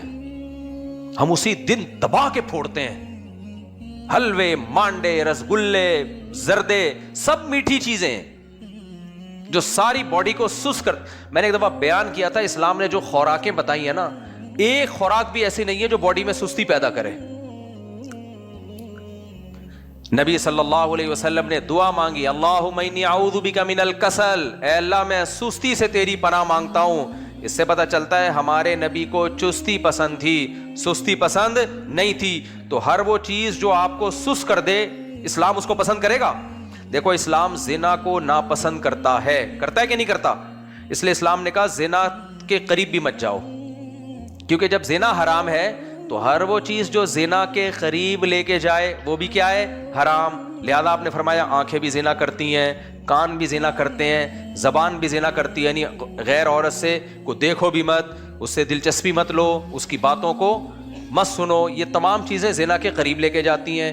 اسلام کا اصول ہے، اسلام جب کسی چیز کو حرام قرار دیتا ہے تو اس کے مقدمات کو بھی حرام قرار دے دیتا ہے. عورت جب طلاق ہو جائے، طلاق بائن ہو یا شوہر مر جائے، عدت میں ہوتی ہے تو عورت سوگ منائے گی، زینت اختیار نہیں کرے گی. کیوں؟ اس لیے کہ ایک وجہ تو یہ کہ شوہر کی نعمت چھن گئی، اس سے سوگ منائے وہ. دوسری ایک بڑی وجہ کیا ہے کہ اس دوران اس کے لیے نکاح حرام ہے. تو جب نکاح حرام ہے تو زینت اختیار کرنا جس سے لوگوں کی اس کی طرف رغبت ہو اور وہ نکاح کا پیغام بھیجیں، یہ عمل بھی حرام کر دیا شریعت نے. سمجھ میں آ رہی ہے بات کہ نہیں آ رہی ہے؟ بھائی نکاح حرام تھا نا اس دوران، تو اگر وہ زیب و زینت اختیار کرتی، مردوں کی طبیعت مائل ہوتی، مرد نکاح کا پیغام بھیجتے. تو اسلام نے کہا نہیں، چونکہ نکاح حرام ہے، وہ کام بھی حرام ہے جس سے لوگ تمہاری طرف نکاح کی رغبت کریں. عدت ہو جائے پھر زینت اختیار کرو. میں سمجھا پا رہا ہوں اپنی بات؟ یعنی اسلام جب کسی چیز کو ناجائز قرار دیتا ہے تو وہ ہر اس کام سے بھی روک دیتا ہے جو اس ناجائز کی طرف لے کر جائیں. دیکھو اسلام نے جب شراب کو حرام قرار دیا تو ابتدائے اسلام میں شراب کے برتن بھی حرام کر دیے، اس کو بھی توڑ دو. کیوں توڑ دو بھائی؟ وہ برتن تو وہی ہے نا، برتن میں شراب بنتی تھی، مخصوص برتن ہوتے تھے، تو اس برتن کو دیکھ دیکھ کے شراب کی یاد آئے گی، تو حکم دیا کہ یہ برتن بھی کیا کرو، اس کو بھی توڑو. حالانکہ اس برتن میں پانی رکھا جا سکتا تھا، کھجوریں رکھی جا سکتی تھی. برتن تو حرام نہیں ہوتا نا، کیا خیال ہے بھائی؟ برتن کا کیا قصور ہے بھائی؟ لیکن چونکہ یہ وہ برتن ہے جس میں شراب ہوتی تھی، نبی صلی اللہ علیہ وسلم نے ان برتنوں کو بھی توڑنے کا، ان مٹکوں کو توڑنے کا حکم دیا جن میں شراب بنتی ہے، کیونکہ توبہ کرنے کے بعد اگر وہی برتن پہ نظر پڑے گی بار بار شراب کی یاد آئے گی۔ کچھ لوگ برائی سے توبہ کرتے ہیں لیکن انہی جگہوں پہ گھوم رہے ہوتے ہیں جا جا کے۔ تو اس سے ہمیں ایک بات پتہ چل گئی کہ اسلام جب کسی چیز کو حرام قرار دیتا ہے تو اس حرام کی طرف لے جانے والے راستوں کو بھی بین کر دیتا ہے۔ اب اصول سمجھ میں آ گیا کہ نہیں آیا؟ اب ہم آتے ہیں، اسلام میں سستی حلال ہے یا حرام ہے؟ اسلام کو سست آدمی پسند ہے یا چست؟ نبی نے چستی سے پناہ مانگی ہے یا سستی سے؟ تو اس سے پتہ چلتا ہے کہ ہر وہ چیز جو آپ میں سستی پیدا کرے وہ بھی نبی اور اسلام کو پسند۔ یار اتنے سستوں کے نہیں ہے کہ جملہ تمہارے منہ سے نہیں نکل رہا، نہیں ہے تو بول دیا کرو نا۔ تو اسلام نے جب سستی کو ناپسند کیا ہے تو ہر وہ چیز جو آپ کی باڈی میں سستی پیدا کرے اسلام اس کو بھی ناپسند کرے گا کہ نہیں کرے گا؟ اسلام میں صحت پسندیدہ ہے یا بیماری؟ صحت، کیونکہ نبی صلی اللہ علیہ وسلم نے ہمیں بہت ساری چیزیں بتائیں جن میں ہماری صحت ہے۔ اگر بیماری اسلام میں پسندیدہ ہوتی تو نبی وہ بتاتے کہ یہ کھایا کرو اس سے بیمار ہو جاؤ گے۔ کیا خیال؟ نبی نے بتایا کلونجی میں ہر بیماری سے شفا ہے، ترغیب دی نا کلونجی کی، شہد کی، وغیرہ وغیرہ۔ تو اس لیے کہ شفا پسندیدہ چیز ہے۔ ہاں بیماری اگر اللہ کی طرف سے ہو تو آزمائش ہے، اس میں صبر کرنے کا حکم ہے۔ آپ نے فرمایا المؤمن القوی احب الی اللہ من المؤمن الضعیف، صحت مند مومن، طاقتور مومن اللہ کو کمزور سے زیادہ محبوب ہے۔ تو اس سے پتہ چلتا ہے اسلام میں طاقت، قوت، صحت، چستی، یہ ساری چیزیں کیا ہیں؟ پسندیدہ ہیں۔ سمجھتے ہو کہ نہیں سمجھتے؟ تو جب پسندیدہ ہیں تو اب مجھے بات بتاؤ، میٹھا کھانے سے چستی آتی ہے یا سستی؟ بولتے کیوں نہیں؟ سستی آتی۔ تو میٹھا کھانا پسندیدہ ہو سکتا ہے؟ کھانا زیادہ کھانے سے چستی آتی ہے یا سستی؟ تو کیسے اسلام پسند کر سکتا ہے لڈو پھوڑنے کو میرے بھائی؟ لوگ کہتے ہیں حدیث میں آتے ہیں نبی کو حلوہ پسند تھا، وہ حلوہ یہ حلوہ نہیں تھا، وہ میٹھا پسند تھا جو کھجور یا شہد نیچرل ہے، وہ بھی بہت تھوڑی مقدار میں، اور وہ بھی بھوک میں، شدید ترین بھوک میں کھجوریں کھانے کا میٹھا۔ یہ تو ضرورت ہے انسان کی، اتنی کیلوریز تو چاہیے نا انسان کی باڈی کو۔ میٹھا تو نیچر ہے، انسان ہر انسان کو پسند ہے، لیکن کون سا میٹھا؟ اسلام دین فطرت ہے، وہ میٹھے پہ پابندی تھوڑی لگائے گا جتنی آج کل کیٹو ڈائٹ والے ڈاکٹروں نے لگا دی ہے، تو پاگل ہوئے ہوئے ہیں۔ ایک ڈاکٹر کہہ رہے ہیں میٹھا نہ کھائیں، میٹھا نہ، میں یوٹیوب پہ بہت میڈیکل سائنس کی ویڈیوز بہت دیکھتا ہوں۔ ایسا میٹھے کو پابندی لگائی ہے نا، یا تو کوئی شوگر کا مریض ہو یا کوئی الگ سے کوئی اس کو یہاں پر اسپیڈ بریکر بنانے ہو اپنے، تو ایک الگ بات ہے۔ نارمل آدمی جو ہے وہ میٹھا انسان کی فطرت ہے، تو بالکل اس کو وہ کہہ رہے ہیں کہ میٹھے میں دودھ پہ بھی پابندی لگا دی کہ اس میں بھی تھوڑا سا میٹھا ہوتا ہے۔ ابے کتنا سا میٹھا ہوتا ہے دودھ میں یار،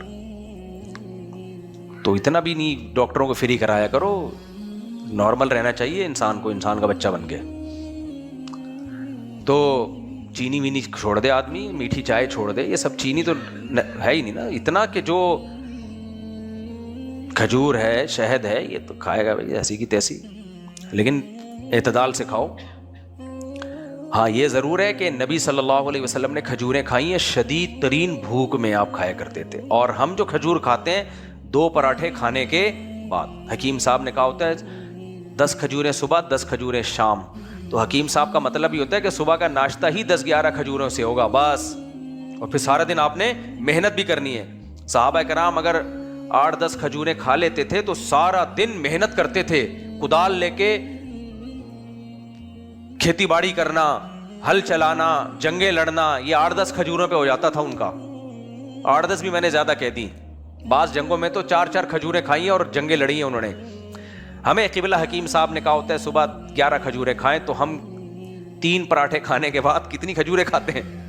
11 کھجور۔ ایک صاحب مجھے کہنے لگے دودھ بہت نقصان دہ چیز ہے، میں نے کہا کیسے نقصان دہ؟ تو سنت ہے نبی صلی اللہ علیہ وسلم دودھ تناول کیا آپ نے، کہتے ہیں یار جب بھی پیو یہ ہوتا ہے فلانا ہوتا ہے، تو آپ تو کہتے ہو حدیث میں آتا ہے آپ صلی اللہ علیہ وسلم نے تازہ دودھ پیا ہے، تو میں تو تازہ دودھ پیتا ہوں مجھے تو یہ بلغم ہو جاتا ہے فلانا ہو جاتا ہے۔ میں نے کہا کیسے؟ کہہ رہے صبح ناشتے کے بعد۔